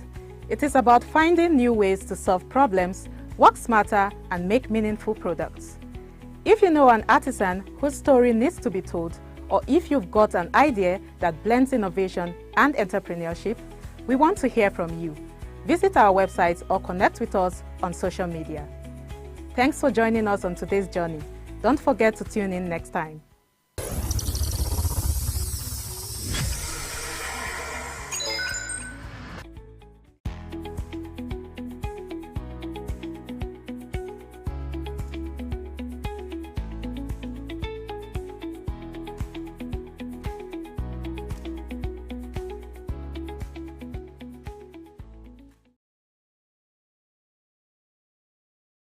Welcome to the very first episode of InnoVenture, the show that celebrates the skilled hands and brilliant minds reshaping our industries with creativity, innovation, and entrepreneurial spirit. I am Cynthia Bassi, and I am thrilled to take you on a journey into the world of innovation in its rawest form. Water is essential for life, a basic necessity for health, sanitation, and well-being. Yet, in many parts of Nigeria, access to clean, affordable drinking water remains a challenge. On today's debut episode, we visit Gwagwalada in the Federal Capital Territory to meet a remarkable entrepreneur who transformed this necessity into a thriving business. Driven by a passion for providing safe, affordable water and lifting her family out of economic hardships, she shares her journey of resilience and innovation while navigating the challenges of local production. In Nigeria, sachet water, popularly called pure water, is a lifeline for millions. The pure water industry is supplying a basic necessity to communities and creating jobs at every level, from production to distribution. Today, we visit Abachini Pure Water Factory in Gwagwalada, one of the businesses powering this industry. What began as a humble idea has grown into a fully operational facility producing thousands of sachets of clean, affordable water daily. At the center of it all is Fatoumike Audu, an entrepreneur driven by purpose. Her mission is to provide clean water in her community and uplift her family's living condition. 2018, when I lost my husband, I just thought the breadwinner of the house is no more. How am I going to cope with the children he left with me? And I discovered that my salary was not much. 100,000 would not be enough, to pay school fees, to help relations. I have my father and mother and my siblings all around here. So I now started thinking, what will I do to add to my income? So I started praying. I said, God help me. I don't want to go out and beg. What will I do to add to my income? So one day I just got up and started thinking. I said, okay, can I start with water? Water. I discovered that they buy water. So I said, oh, how will I sell the water? So okay, let me buy cool room. So I now asked my younger sister if she sees anybody that wants to sell his cool room or her cool room as second hand, because I was thinking I would not be able to buy new one. So it was my younger sister now that got somebody that wanted to sell her cool room, even with her gen and the deep freezer. I said, no, it's only cool room that I wanted. That was how I got the cool room and I started selling pure water. So I started this business from pure water with 60,000 naira because the cool room was 60,000 naira. And I now, you know, they used to go out just like my boys are going out now with water. So I now bought 10 bags. I started with 10 bags from the people selling. So the first day I started selling 600 naira that I got, and I was happy that my income has increased with 600 naira. At least if I want to go to office, I will be able to have transport. Then transport was not up to this amount now. The town, I go to work in town. That was what prompted me. That is, I wanted to cut off poverty. Don't want to beg. That's the reason. Before you start like this, you have to go to CAC, you register with CAC, and you have NAFDAC approval. So by the time you have NAFDAC approval, then you have to give sample of your water. Then, which means you have to have the equipment on ground first. So that was how we got the tanks, the machine, you know, the machine you saw inside, and the ones, the pumping machine outside, and the 2 tanks, and the treatment plants at the back, and the connections of the pipe. So after that, NAFDA will come and assess to see the environment, whether if it's fit for the production of pure water, because it's something that you consume. So they want to see a neat and a good environment. So it was before the approval, you have to pass through the production of sample of the water that you're going to give to the general public. So they took the water to lab in Kaduna. That was where it was tested and it was okay. It was based on the approval and the acceptance of the water in Kaduna lab. Their laboratory is there. That was how they gave us approval on how to start our pure water. Now, sourcing for the material, you have to now go to, they have a particular group of body that produces leather. This Abachine, you are saying, they have a rubber steel in their lab there where they produce leather. So you give them the name of your water. So, and all the address and whatever thing you want in your pure water. So that is how they put it in their machine.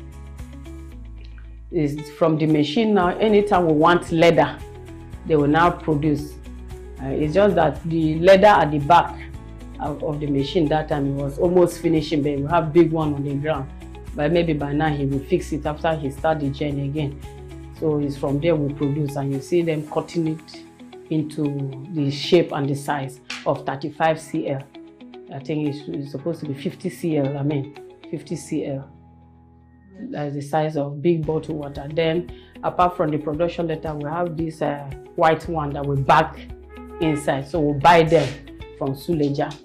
So that is how we get our material. It's from China. It's not Nigeria made, it's from China. Even though I bought it from somebody, because it was from a lecturer that retired and he bought 2. So after he bought 2, I think maybe the business was not booming for him the way he wanted, so he wanted to dispose one. It was my consultant that, you know, he was also the one that consulted the team for the man, the business. So he now told me that there's a machine, because I wanted to buy a machine.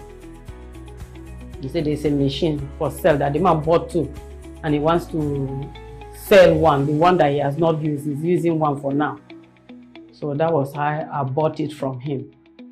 This was chassis. From boiling water over firewood or using alum to purify it, now to large-scale purification plants, the evolution of water treatment is a testament of human ingenuity. As we walk through the production process, it's clear that innovation drives every step in Abachini Pure Water Factory.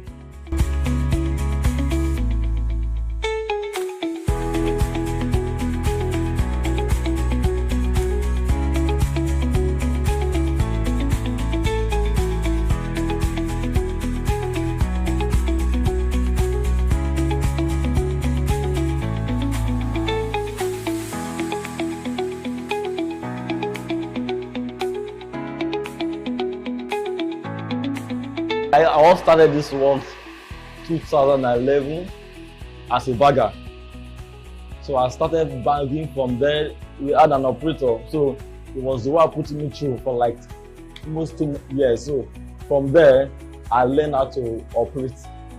Then initially, I was learning how to fix the roll. You taught me how to fix the roll first.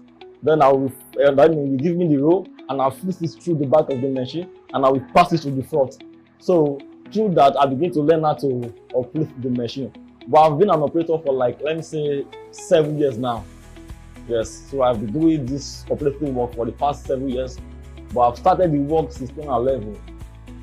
Yeah. From automated sealing machines to rigorous quality checks, every detail is meticulously managed. The team also prioritizes hygiene, ensuring the facility meets strict standards. And with their clever use of locally sourced materials and efficient energy management, they are finding ways to stay sustainable while meeting demand. It's called degree machine, or you can call it degree packing machinery. So it's used for production of pure water, and you can as well use it for yogurt, depend on for production of yogurt, depend on the size you put it. So I don't know, this is the dragger, we call it the dragger, and this is the heater.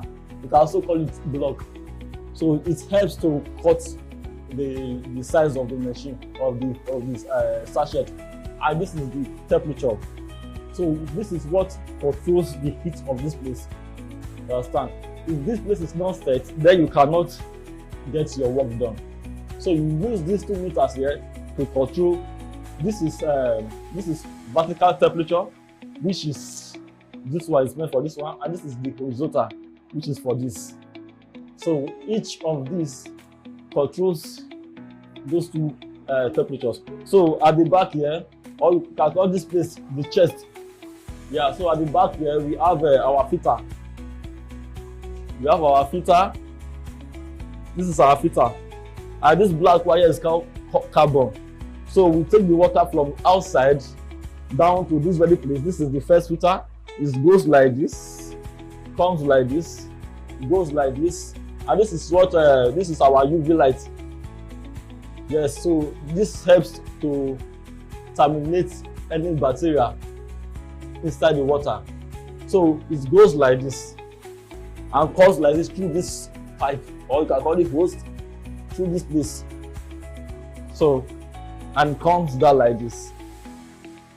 So this pumping machine here is the one that helps to bring the water from outside to this place. So if I put it on, you will hear the sound of the pumping machine bringing in water. So if I put it off, the water will stop. So without this pumping machine, I can't get water here. Yes. So that is it. The pure water industry in Nigeria is valued at over 50 billion naira annually. With an average Nigerian consuming at least 3 sachets daily, demand remains high. Many small-scale businesses and large companies have entered the market, making sachet water a widely available commodity in urban and rural areas. The challenge today is not just purification. So what are the challenges facing this business, and how sustainable is it?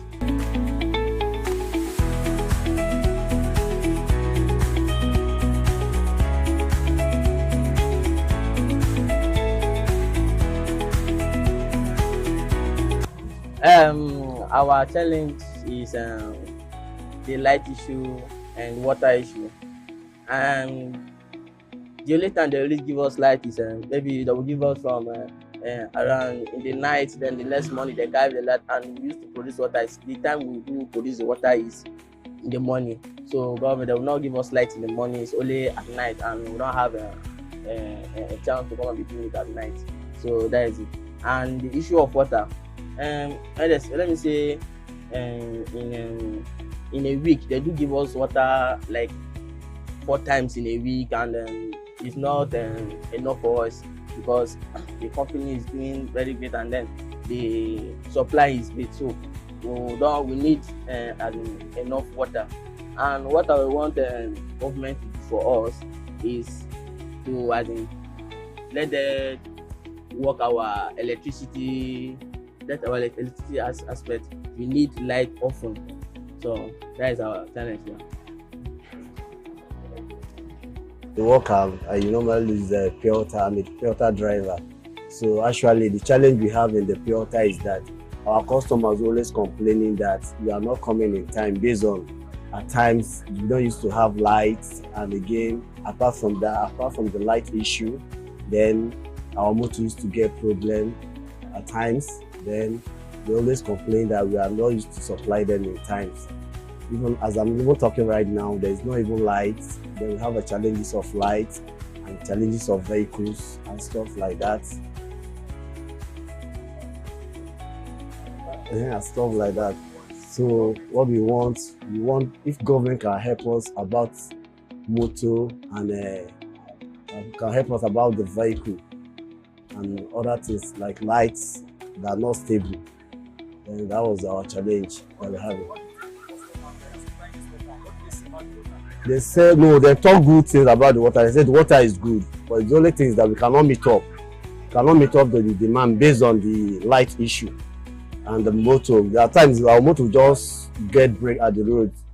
So that is the challenges we are having. But if the water, they talk good thing about the water, that the water is good, is nice. They like the water. Yeah, that's the challenge that we are facing right now. At times, I used to drive from Gwagwalada to Zuba, to Kwali, and to Abaji. People call us on phone that we should bring water for them because the water is good. But the challenges we are having in the water mainly is vehicle. It's the vehicle, and again the lights. Then at times we don't used to have lights. So, and again, people call us, we don't used to meet up the demand based on the light issue and the vehicle. That was the challenge we are having in the water. For the water, but if it's the water is okay. People recommend the water that is okay. Yeah, really, we still have challenges of fuel because the fuel that take us from here to Zuba, at times it costs us like 10,000 naira go come. So we have challenges of fuel, and again, if you tell the customer that this is what we sell the water, they will not be able to buy it like that based on what we are facing. Based on the challenges of the fuel that we buy. So to sell them costly, they will not be able to buy it based on the fuel issue. Like now, you people came and you made me using gen. We bought fuel for the 2 vehicles now. And we bought fuel for the gen. And you discover that the way you are supposed to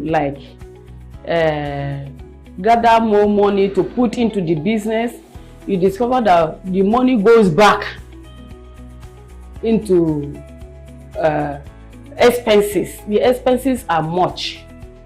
You understand? The expenses are much more than the business. That is why you discover that some businesses have collapsed. Some businesses have collapsed because of all these challenges. Light is another one. No lights. Water, we thank God, water is a little bit better. We discovered that among all the bills, water bill is a little bit better, but the leather that we use in this production of water is very expensive because I think the leathers are not produced here in Nigeria. Another challenge again is that when you are selling it to meet up with the high rate of prices of commodity, you see them telling you that ordinary pure water, you are adding money. They don't know that it's not just the pure water. I was just listening that say it's not just the pure water, but the material that make up the pure water. You don't just face pure water in the cup. It passes through processes. You know, instead of like in some other places now, they are selling pure water 400, 500. But here, even if you say 300, 350, they will say, it's too expensive. Some they will not buy. You know, they prefer to fetch water from the tap now and drink. Except if they are pressed, they are far away from home, they can now buy. So you discover that the sales is not much the way we expected because of lack of money. So I think many people want to enter into business and there is lack of capital and all these challenges. Like as it is, I will produce in a large quantity. At times we have 600 bags or 700 bags. Then I manage it. I count my water. And again, if you pack the water before you go out to sell, I come out to count it so that I just want to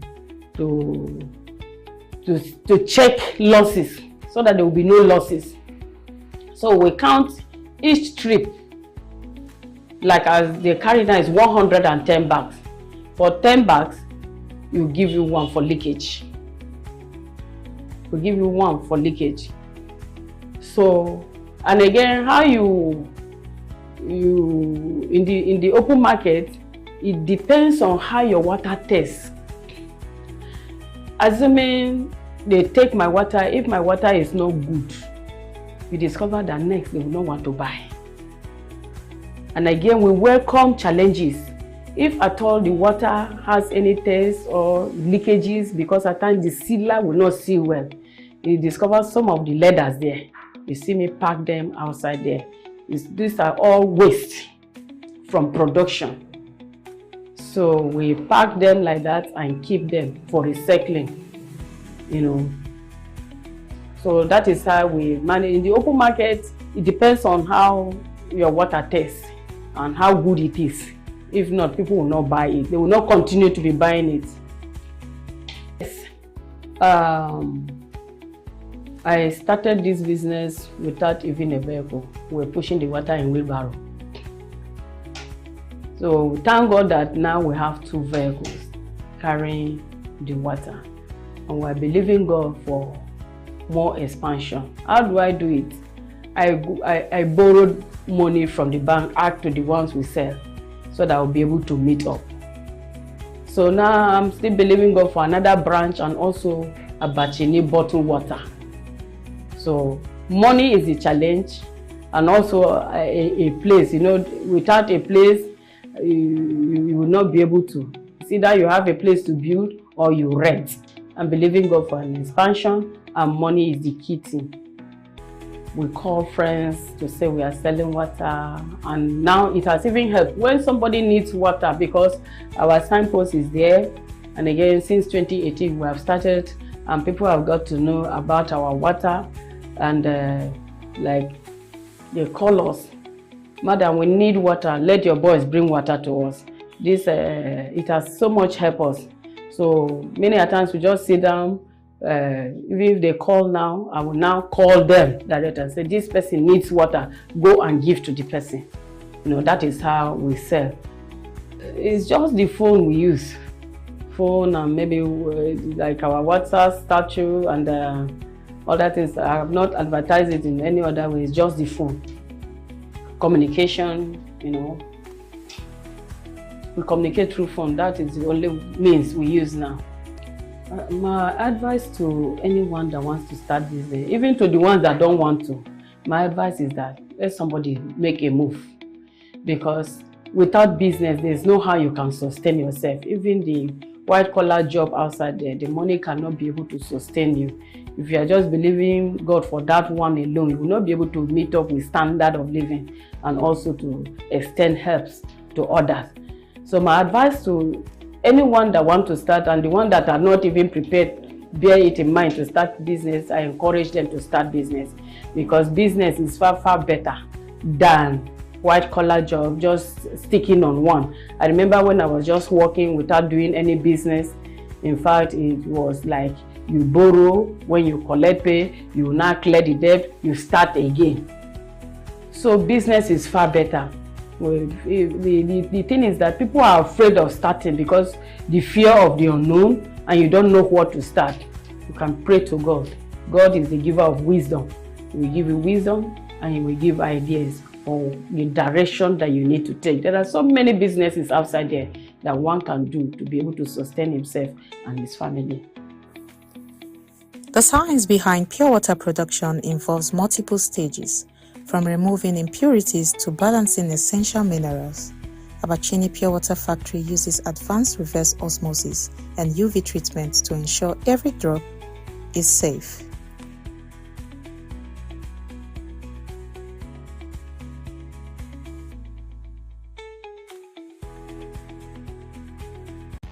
It's been an eye-opening experience at Abachini Pure Water Factory. Fatu Audu and her team shows us what's possible when innovation and determination meets entrepreneurship.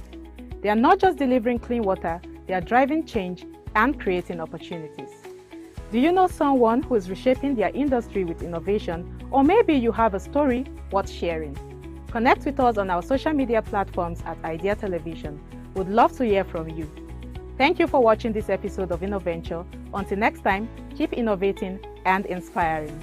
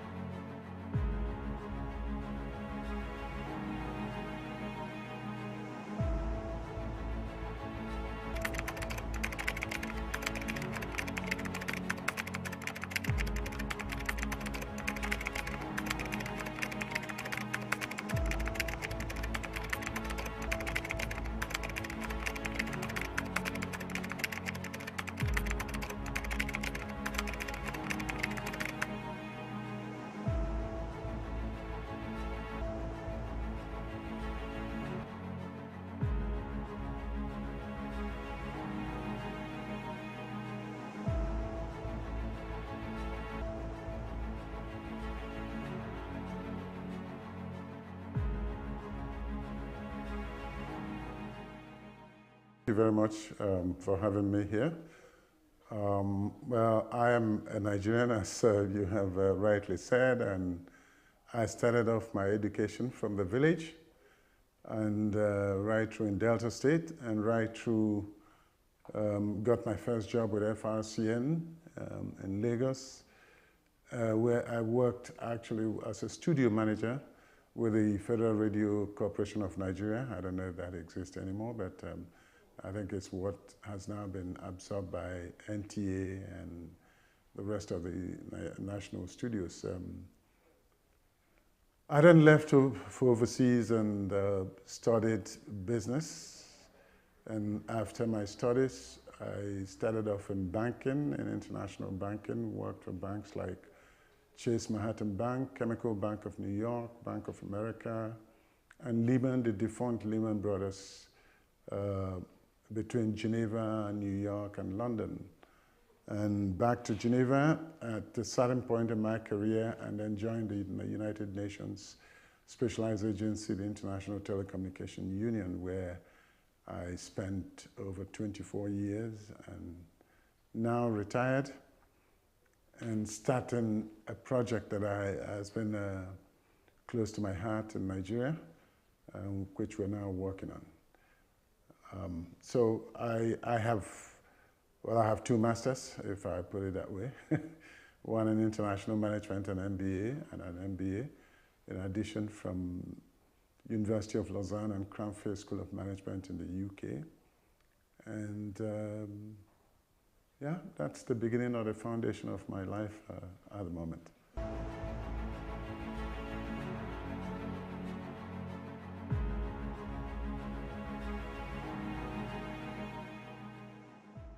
Well, put it this way, as somebody who had some technical background, and before getting into the university, I have always had interest in the development sector or something that relates to development. And in this case, when the transition more from analog telecommunication system started off into the digital era, I did see the opportunities to be able to contribute in this sector, especially for the developing countries. And, you know, if I would stretch it to the point where I would say the focus on Africa. Now, having done that, I did spend time working. I moved from more business-oriented to government-driven sector, and worked as the international civil servant. But the banking sector did prepare me in the sense that it gave me the opportunity to learn about, I mean, things like, you know, sticking to deadlines, setting objectives, being proactive, and working more of like within an organization as an entrepreneur. So that did prepare me in terms of resilience, and also to be open to new developments. So I would say it was a good background, and it was really something that I would recommend if it's still possible. But of course, there have been changes in the world at the moment, and things are going more digital, which we should embrace, and we have all embraced it anyway.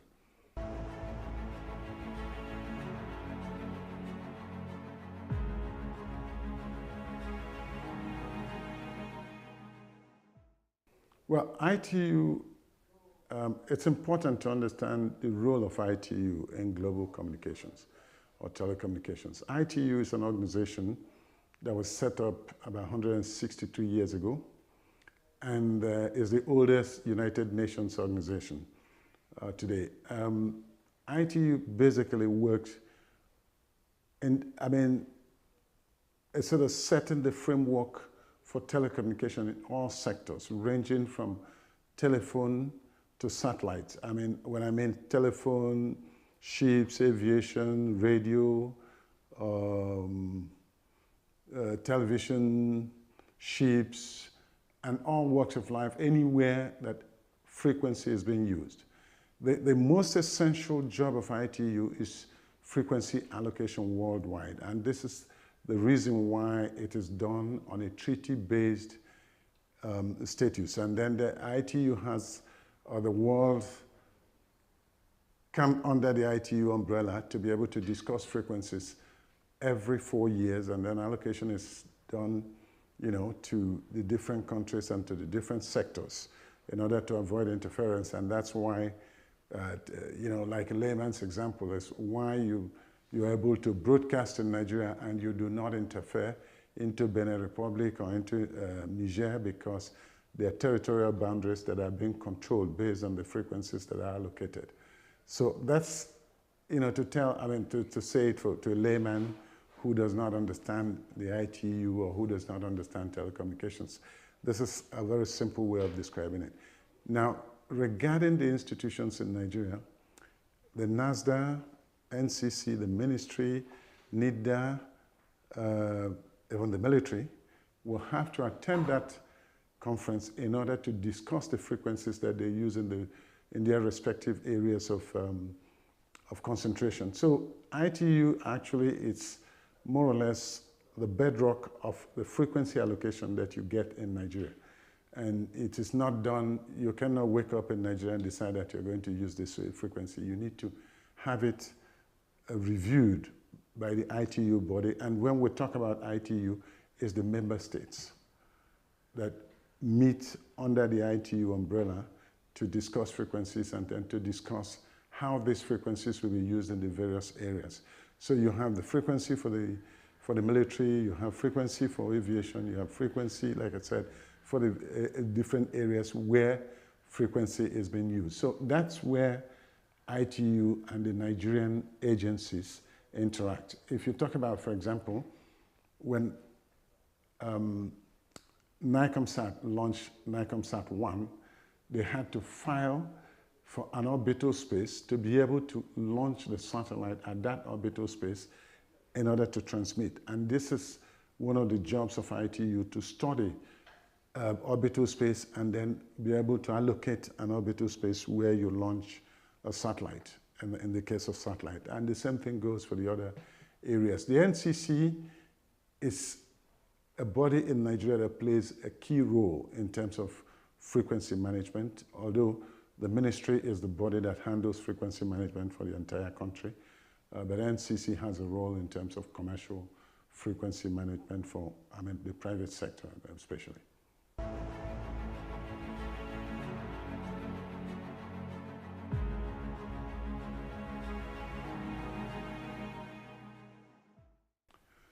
Well, the ambulance helicopter services in Nigeria is something like completely outside the ITU, although it will use the frequencies. But what inspired me to do that is what I have learned over time and what I've seen and what has happened to people that I know and what I've observed, read about the management in terms of evacuation, emergency evacuation of people in Nigeria. People die in Nigeria, unfortunately, in certain circumstances that could be rescued if we have the emergency response team to be able to operate at the place and at the right time. So the idea of establishing that is to contribute to the health sector. Like I said, I'm retired, and I could, just decide to sit down and watch TV. But I thought that having had that knowledge, having seen the importance, the advantage, the value that this type of service could add to the health sector, I decided that I will go into this area to be able to develop it. And we're quite open to continue the development, both with the government or with individuals who are interested. It's not money-driven. It's important for people to understand that the idea is not to turn into a billionaire, but the idea is to provide social service. Although the population will have to pay for it one way or the other, because we don't have the capital to be able to handle it for Nigeria. And we're working very hard to have it. We're at the moment finalizing arrangements for the first set of helicopters to be able to come into Nigeria and then start operations. And this is going to be based on subscription, and people will subscribe for it. And we're looking at ways and manners of getting it to affordable level for the population.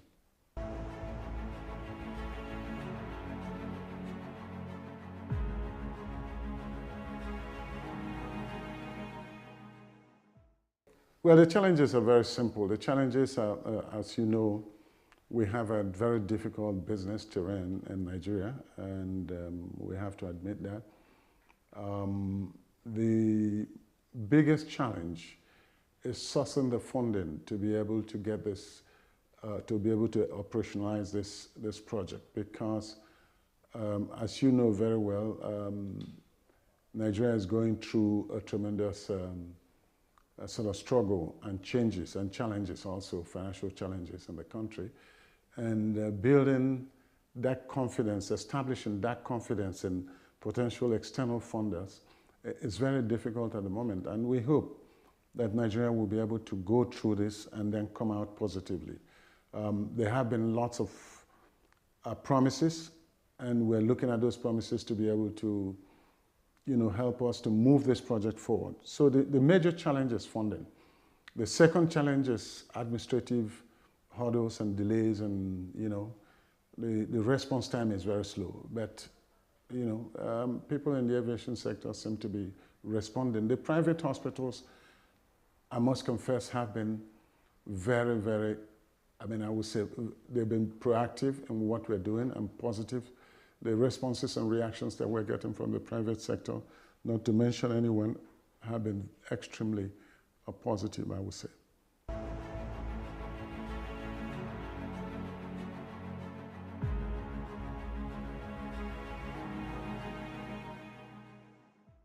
Well, your question is at different angles, and I think the telecommunications sector in Nigeria should invest more. And when I mean invest in such a way that they will be able to have good coverage, less interruptions, and provide services at affordable rates. They will have to take into consideration the income level of an average Nigerian while pricing their services. As I see it today, most of the time the networks are down, and I think this is simply because they're not using updated or up-to-date equipment.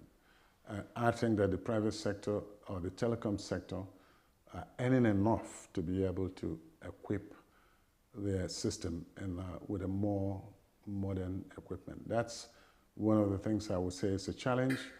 And it's a challenge to everyone because when you make calls, most of the time you make calls and while you're speaking to somebody, your line is off.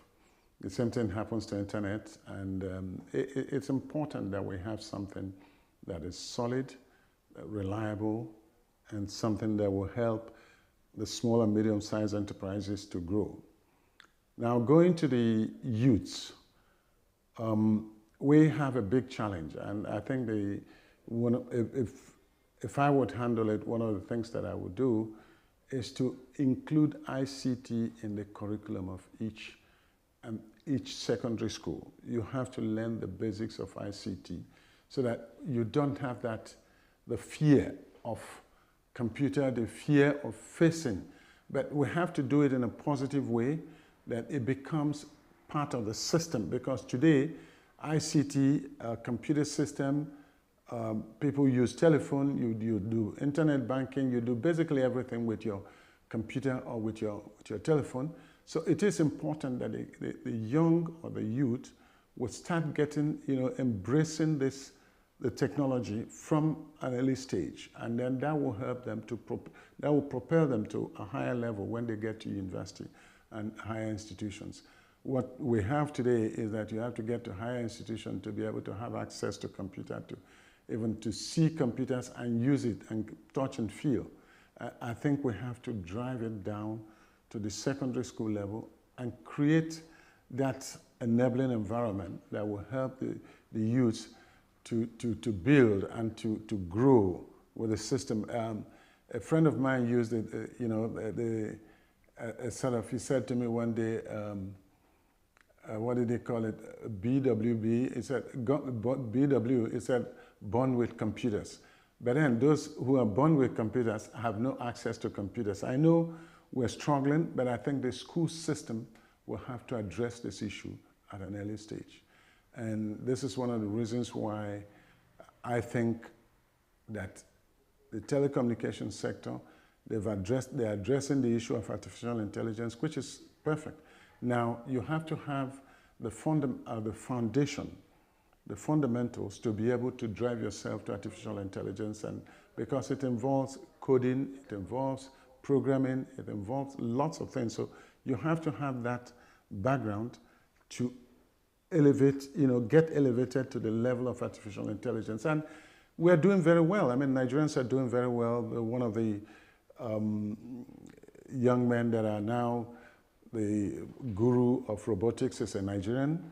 I think today he's the highest paid in the world in terms of robotics. But that's 1 out of 1 million. We need to have millions doing that, and we need to have all the kids, all the youths to be able to embrace this, because whether you're a medical doctor, you're an engineer, it doesn't matter which field you get into, you will need that computer knowledge in order to be able to drive your profession forward. So I would really advise not only Nigerians but Africans to embrace computer system, to embrace the ICT world and be able to live with it, because it is the future. It's already there and it will continue to grow, and I think that the youth will be the ones to carry it along.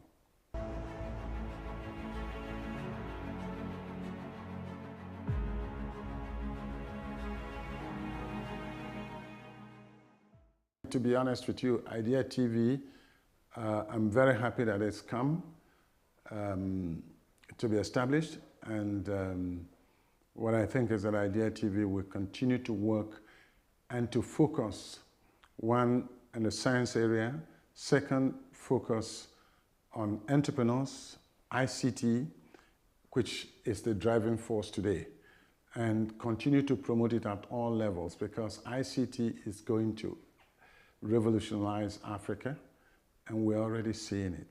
One of the things that I would say is that Idea TV, it's an extremely good idea, and it should be made known to Africans, and it should be driven to a higher level. I would love to see Idea TV take one of the programs, or at least one of the channels, and one of the TV stations in years to come, months or years to come, in order to get it across.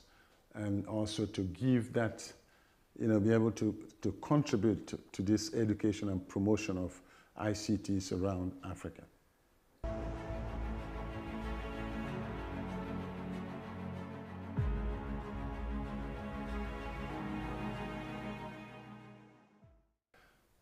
Well, one of my, I don't know if it's a hobby, is to help the population where I can. You know, I do things, just been able to donate a borehole and, you know, put water in my village so people could go and fetch and help youth not to be running around looking for water from remote places. So I take hobby in assisting people if I can and where I can. And this is, I do sports, but that's another story.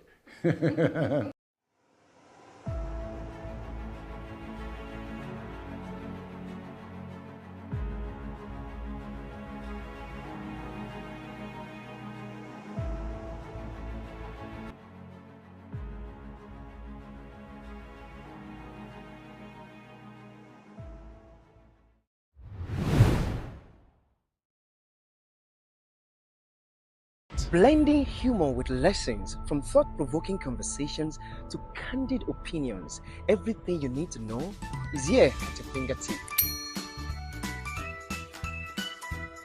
Catch us live on YouTube or any of your favorite podcast platforms by simply searching The Idea Game Changer, and there you find us anytime, any day.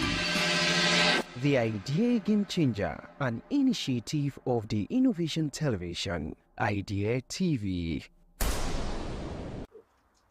Hello and welcome to the Idea Game Changer podcast. This is the podcast, an initiative of Idea TV, where we bring science, technology, innovation, entrepreneurship in a fun, engaging way to your views. And of course, we have various segments of this podcast. We have the In My Opinion segment, where we talk about expert opinions on policies, on rules and regulations. We have Science Chatterbox, we have Share Your Story, and we have the Young Einstein. On this episode today, we are having the In My Opinion, where we talk about the role of free trade in the entrepreneurship landscape in Nigeria and with extension in Africa.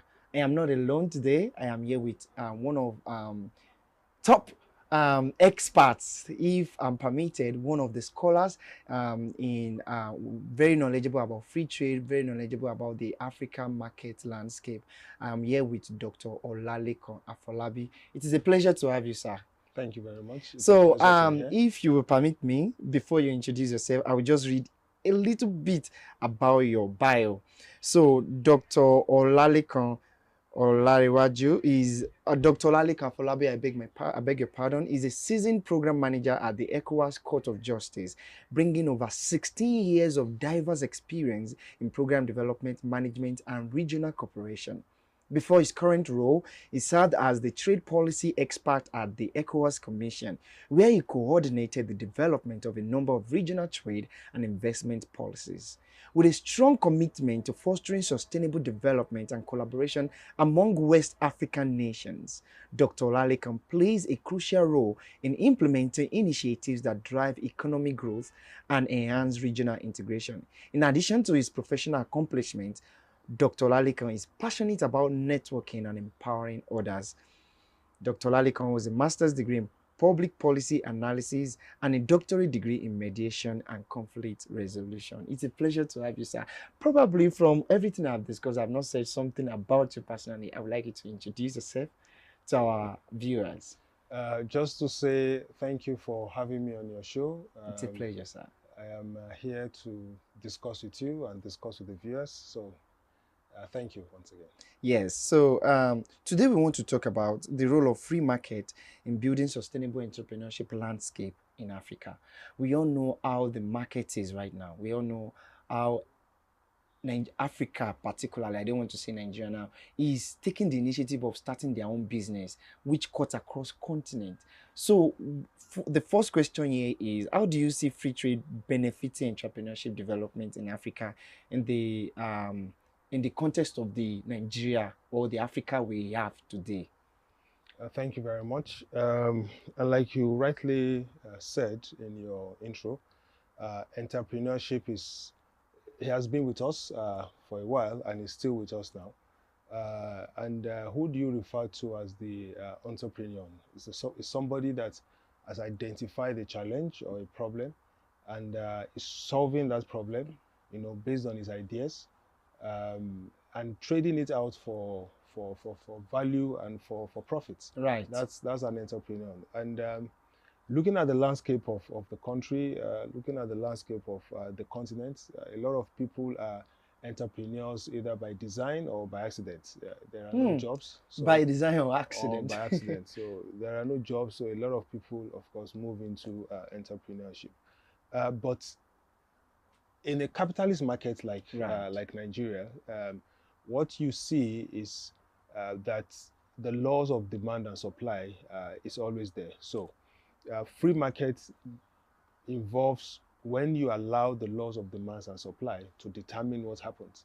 Basically, the principles of free market evolves around freedom of choice between the buyers and the seller. So I can freely go and choose a particular product against another product. I am not being compelled by any government regulations or agency to buy a particular product as against another. So there's freedom of choice.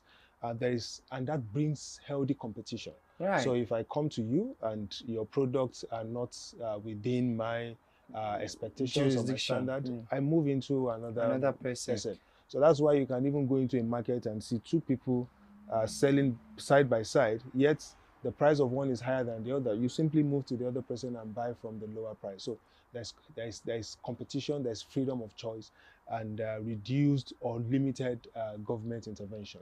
But basically, sir, sorry, a lot of knowledge is going on here, but for the purpose of diverse range of audience we have, I want you to define free market in a layman term. If there's anybody here who is a medical doctor and is solely a medical doctor and is listening to us right now, I want you to explain to them what free market is, because the path you are going is more deep, and if they don't understand the fundamentals, it might be very difficult. Okay, thank you. Well, I thought I was taking the basis, but you see, the principle of the free market simply says that demand and supply determines the market. That is what determines what happens in the market. So, and like I said, it has some basic principles, which includes free choice, between the buyers and the seller. Nobody compels you to buy or to sell. You have competition that exists in the market. You have low government intervention, self-interest. So you buy based on your own interest. So those are the principles of free market.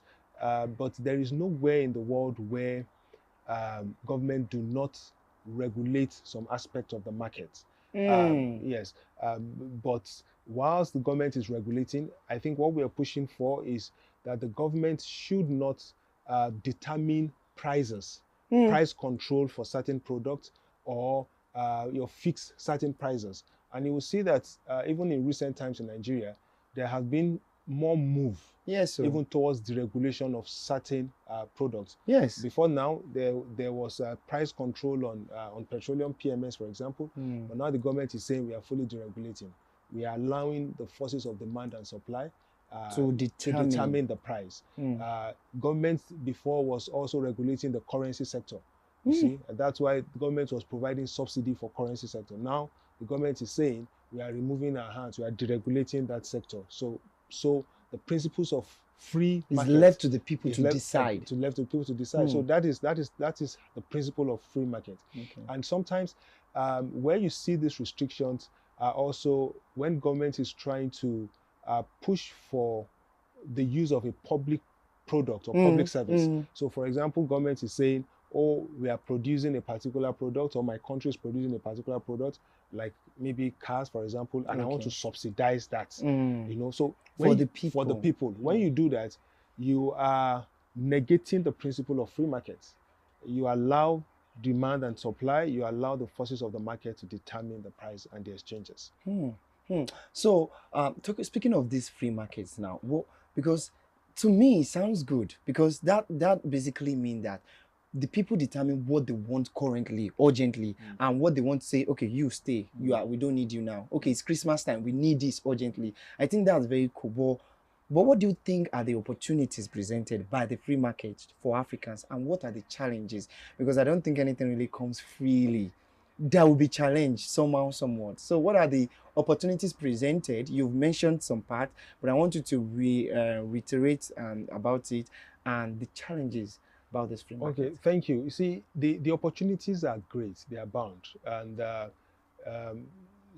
lot of entrepreneurs will tell you that if you are focused on your immediate environment, in selling and in exchanging your goods and your services, then you are not into business.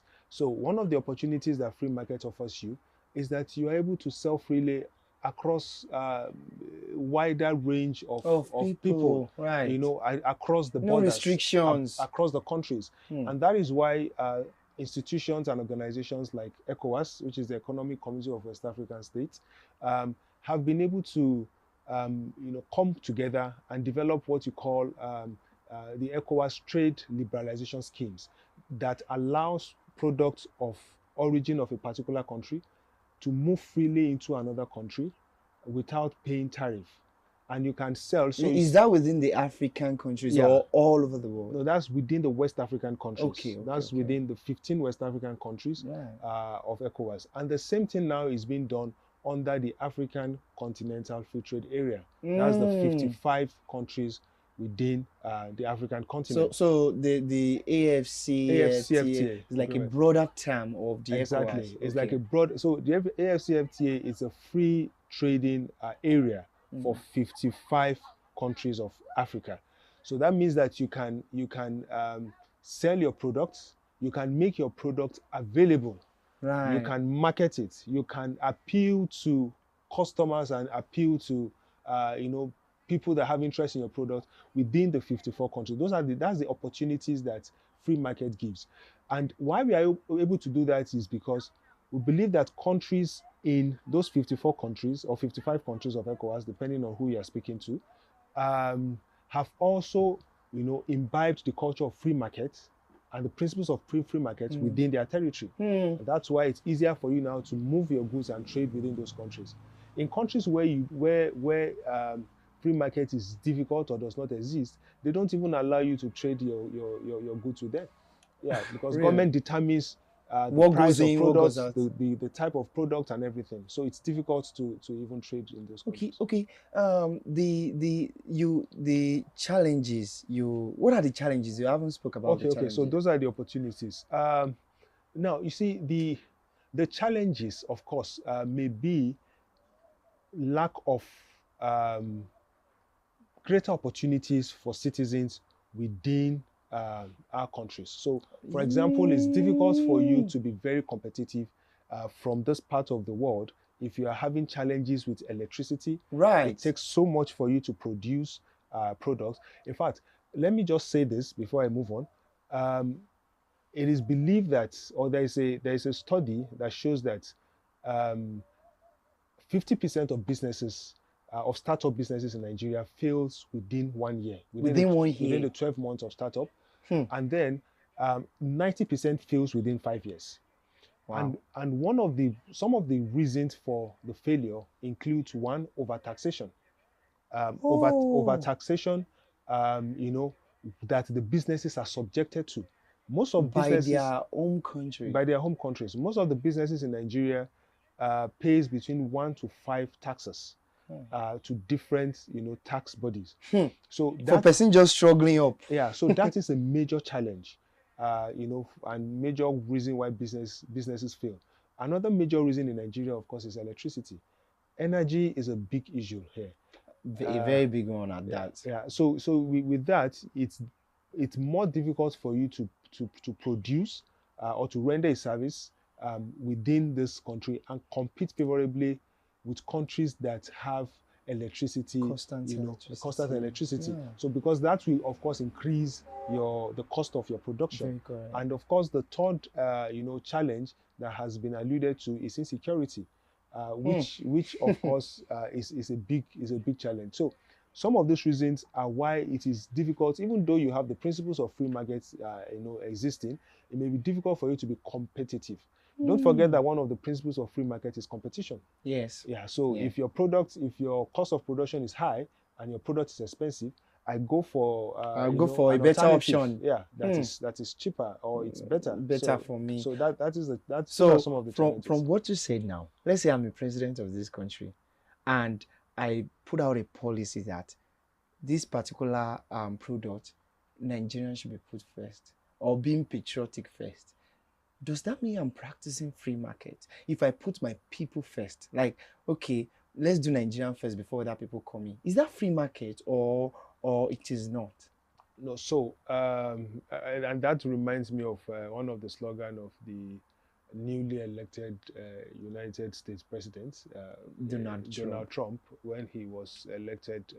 In his previous administration, he always says American first. I don't know. There's a phrase he always says American first. Well, you see, what most government do is that they encourage their entrepreneurs in producing. In fact, some governments have been known to subsidize a particular sector so that the sector is more productive and more accessible. Yes, has more fund, is able to produce more. I know the US long time used to subsidize their agricultural products, and so they produce en masse.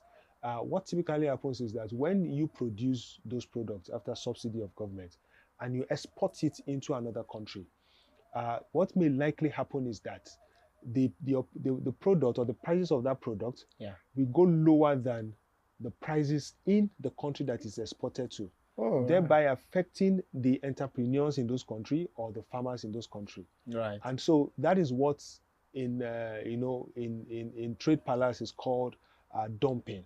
So your government subsidizes your product, and then you dump the excess of that product in another market. Country. Yeah. And when you have that, the country in which is experiencing dumping can of course make appeals to we have the WTO settlement dispute settlement board can make such appeals to that. But what you can do as the president, if you are the president, of course, is to be patriotic by using your country's products. It's your choice. One of the principles of free market is also freedom of choice. As a president, I may say, I want to use Nigerian's products all around me. And when you start doing that, that doesn't mean other people don't have access. Yeah, everybody will also start doing that. Yes. When the president says, "Oh, I want to use Nigerian's products," you see that every other person follows. When the state governor says, "I want to use this product," every other person follows. But that is one subtle way of doing that. Well, thank you very much, sir. You come from ECOWAS, and I know that ECOWAS has put a lot of planning, a lot of strategies just to make sure that there is a free flow of trade. I don't want to say free trade now. There is a free flow of trade between West African countries. Now, do you think, or what do you think government and policymakers can do to support free trade to enhance entrepreneurship in Africa? We want to make sure entrepreneurship in Africa is not just determined by the Western country. We are not following their footsteps. We want to create our own. But how do we think free trade can come in? What are the policy governments can put in place? What are the policymakers can do to make sure that this thing actually works? Because for me, I don't know, but for what I've observed so far, looking at it holistically, I think Nigerians always want to follow the white people style. Say, okay, it has worked for them, let's follow this style. And it does not necessarily mean that's the best way. It might work, but that doesn't mean that's the best way. So what do you think the government or policymakers can do to make sure the free trade or free market enhance the entrepreneurship landscape in Nigeria? Okay, thank you. One of the important or one of the challenges to free trade, right, is one, the legal framework, some of the policies that we have, and basically when you go across the border, there's something called not even only across the border, even within the states, there's something called the non-tariff barriers to trade. So the tariff barriers are the taxes, are the import duties, that you pay, the excise duties that you pay, but the non-tariff barriers are more or less in terms of the procedures, the custom procedures, the papers that you fill, the forms that you need to get to be able to export your product to another country. And some of these forms or some of these certificates that you need to get, they are very cumbersome to get. Sometimes in a particular country, you may have to visit like 10, 15 agencies. Mention Nigeria now. Yeah, no, we're talking about Africa now. Okay. You may have to visit like 10 to 15 agencies to be able to get those which forms. might be very exhausting. So that is exhausting, that is expensive, and sometimes frustrating. Yeah, it makes your product even stay longer and more costly. So those are some of the things that we are hoping that government can start working on, streamline the process for getting documentations for products, for exports, So that is the first thing. If the government is able to do that, then it's easier for people to access international markets, and then you make more money from that. And of course also trade infrastructure. We have huge deficit of trade infrastructure in this region. It's cheaper for you to export your products from Nigeria to the west, than to move it from Nigeria, for example, to Kenya, or even to Sierra Leone, within that is the within same the sister region. country. Yeah, it's so difficult, because if you are taking a ship from here to the US or to the to the west, you are taking a lot of vessels. Some of those ships also dock in some other areas and picks a lot of vessels to the west, and a lot of vessels come from the west to various parts of Africa. But when you are moving from here to Sierra Leone, for example, you may see only 2 or 3 cargoes that are going. And so it's not profitable to move a whole ship down to Sierra Leone directly. But you move it to the west, you get a lot of cargoes there, and you move everything back to Africa. So you see, the same thing even for rail, the same thing for road. Our train infrastructure is we are in deficit of train infrastructure. So the government needs to come together, keep working on improving that. I know a lot of work is being done in that regard, but government needs to continue. Government of various African countries. Various African countries needs to continue. It's not a one country thing. No. Needs to continue to push for that. Okay, so let's say I want to start a business now. Let's say I want to start a business. Probably maybe I want to be a fashion designer, but I want to put this business of making locally made clothes with it. Let's say I want to start a dire, for example. And what you mentioned something about documentation. What are those things I must have in place? If I have those in place, how can I access free market as just a recent graduate who wants to start localizing our Nigerian stuff and putting it out internationally? Okay, let me say that, like I said earlier, under the West Africa, design, right?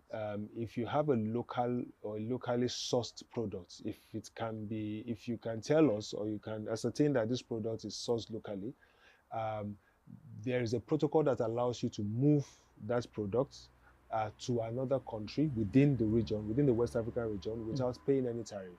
Any tariff. Okay. You're not paying any duties. You're just moving it out because it's from here.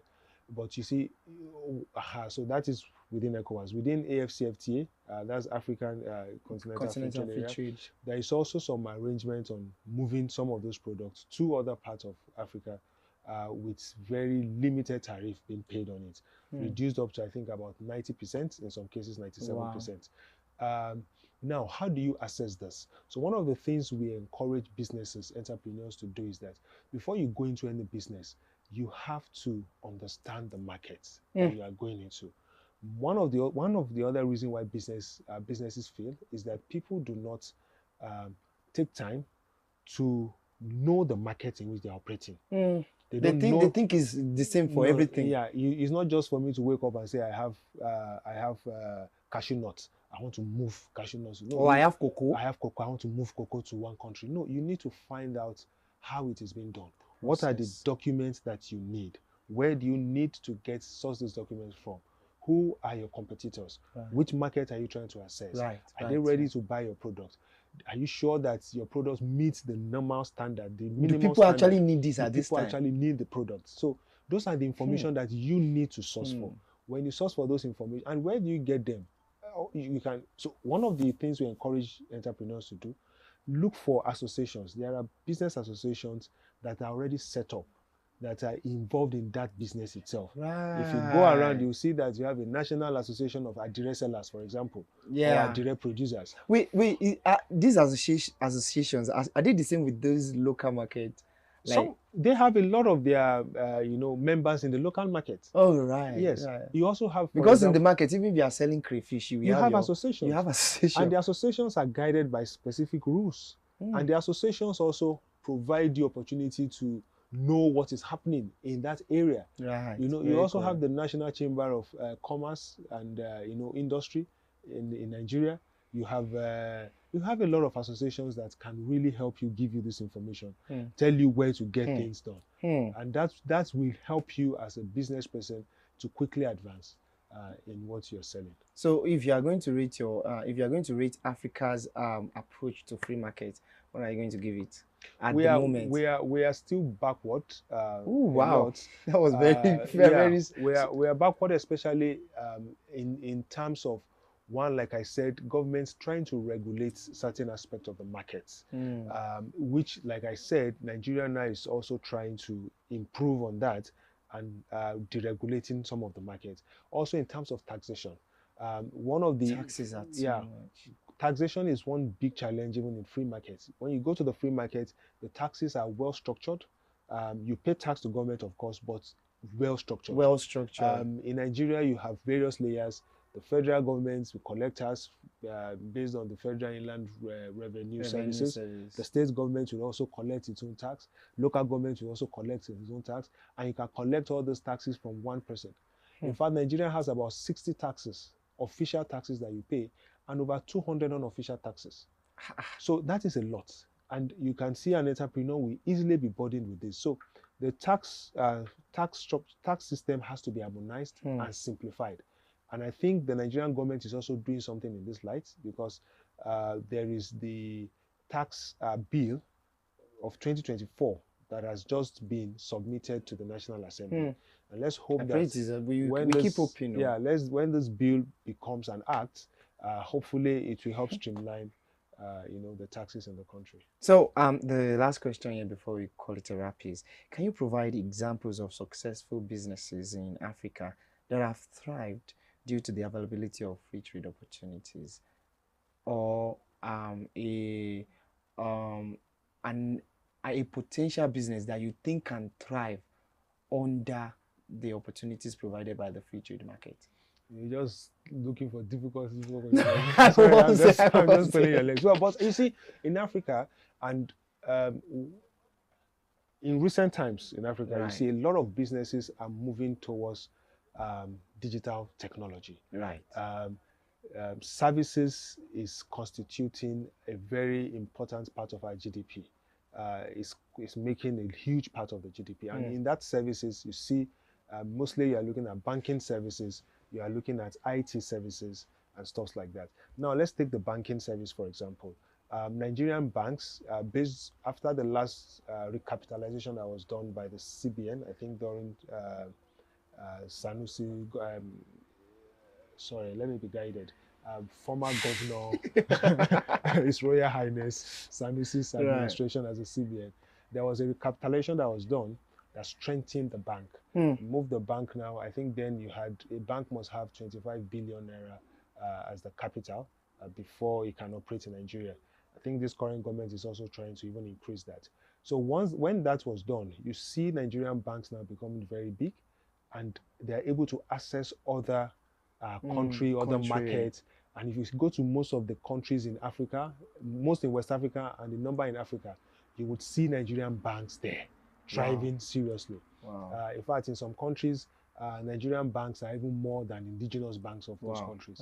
That's So that's one aspect of companies thriving. Most of the Nigerian banks, GT, UBA, a lot of them. Let's not mention names so Yeah, we don't sorry. need people. Okay, So sorry, a lot of okay, them. so before I call it a wrap, actually, is there a way that the free trade can actually inhibit the way product flow in the country? Let me cite an example. So there was a particular time that the former president blocked the border for rice importation, and because of that, we appreciate the local rice, and people start eating local rice. Before we know it, people who have not even eaten it in their life start say, "Oh, I like it, oh, and I think I can do with this."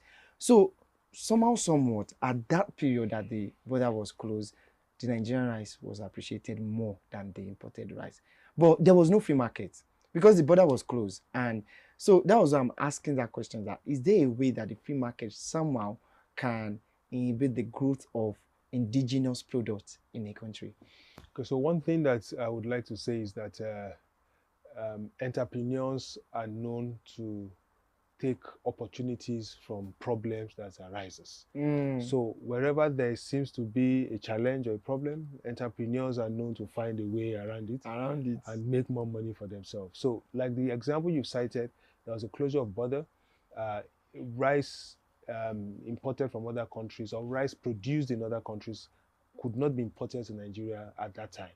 So local entrepreneurs took advantage of that, and now Nigeria within that time grew its rice self-sufficiency, I think from about 20 to 30% to about 60 to 70% as it is today. So I leave you to answer the question directly. Okay, so sir, from ECOWAS standpoint, what would you, that's the last question, sir. Don't worry. So from ECOWAS standpoint, what would you say is the progression of Nigerian market at the moment? Well, I think Nigerian market, Nigeria one is the biggest economy in the region. In West Africa? In West Africa. Okay. Is the, in fact, it used to be the largest all over Africa. It used to Africa. be the largest all over Africa, but now I think is the largest in West Africa. Currently is the 5th largest in Africa. So Nigerian market is improving. And we have also seen the World Bank,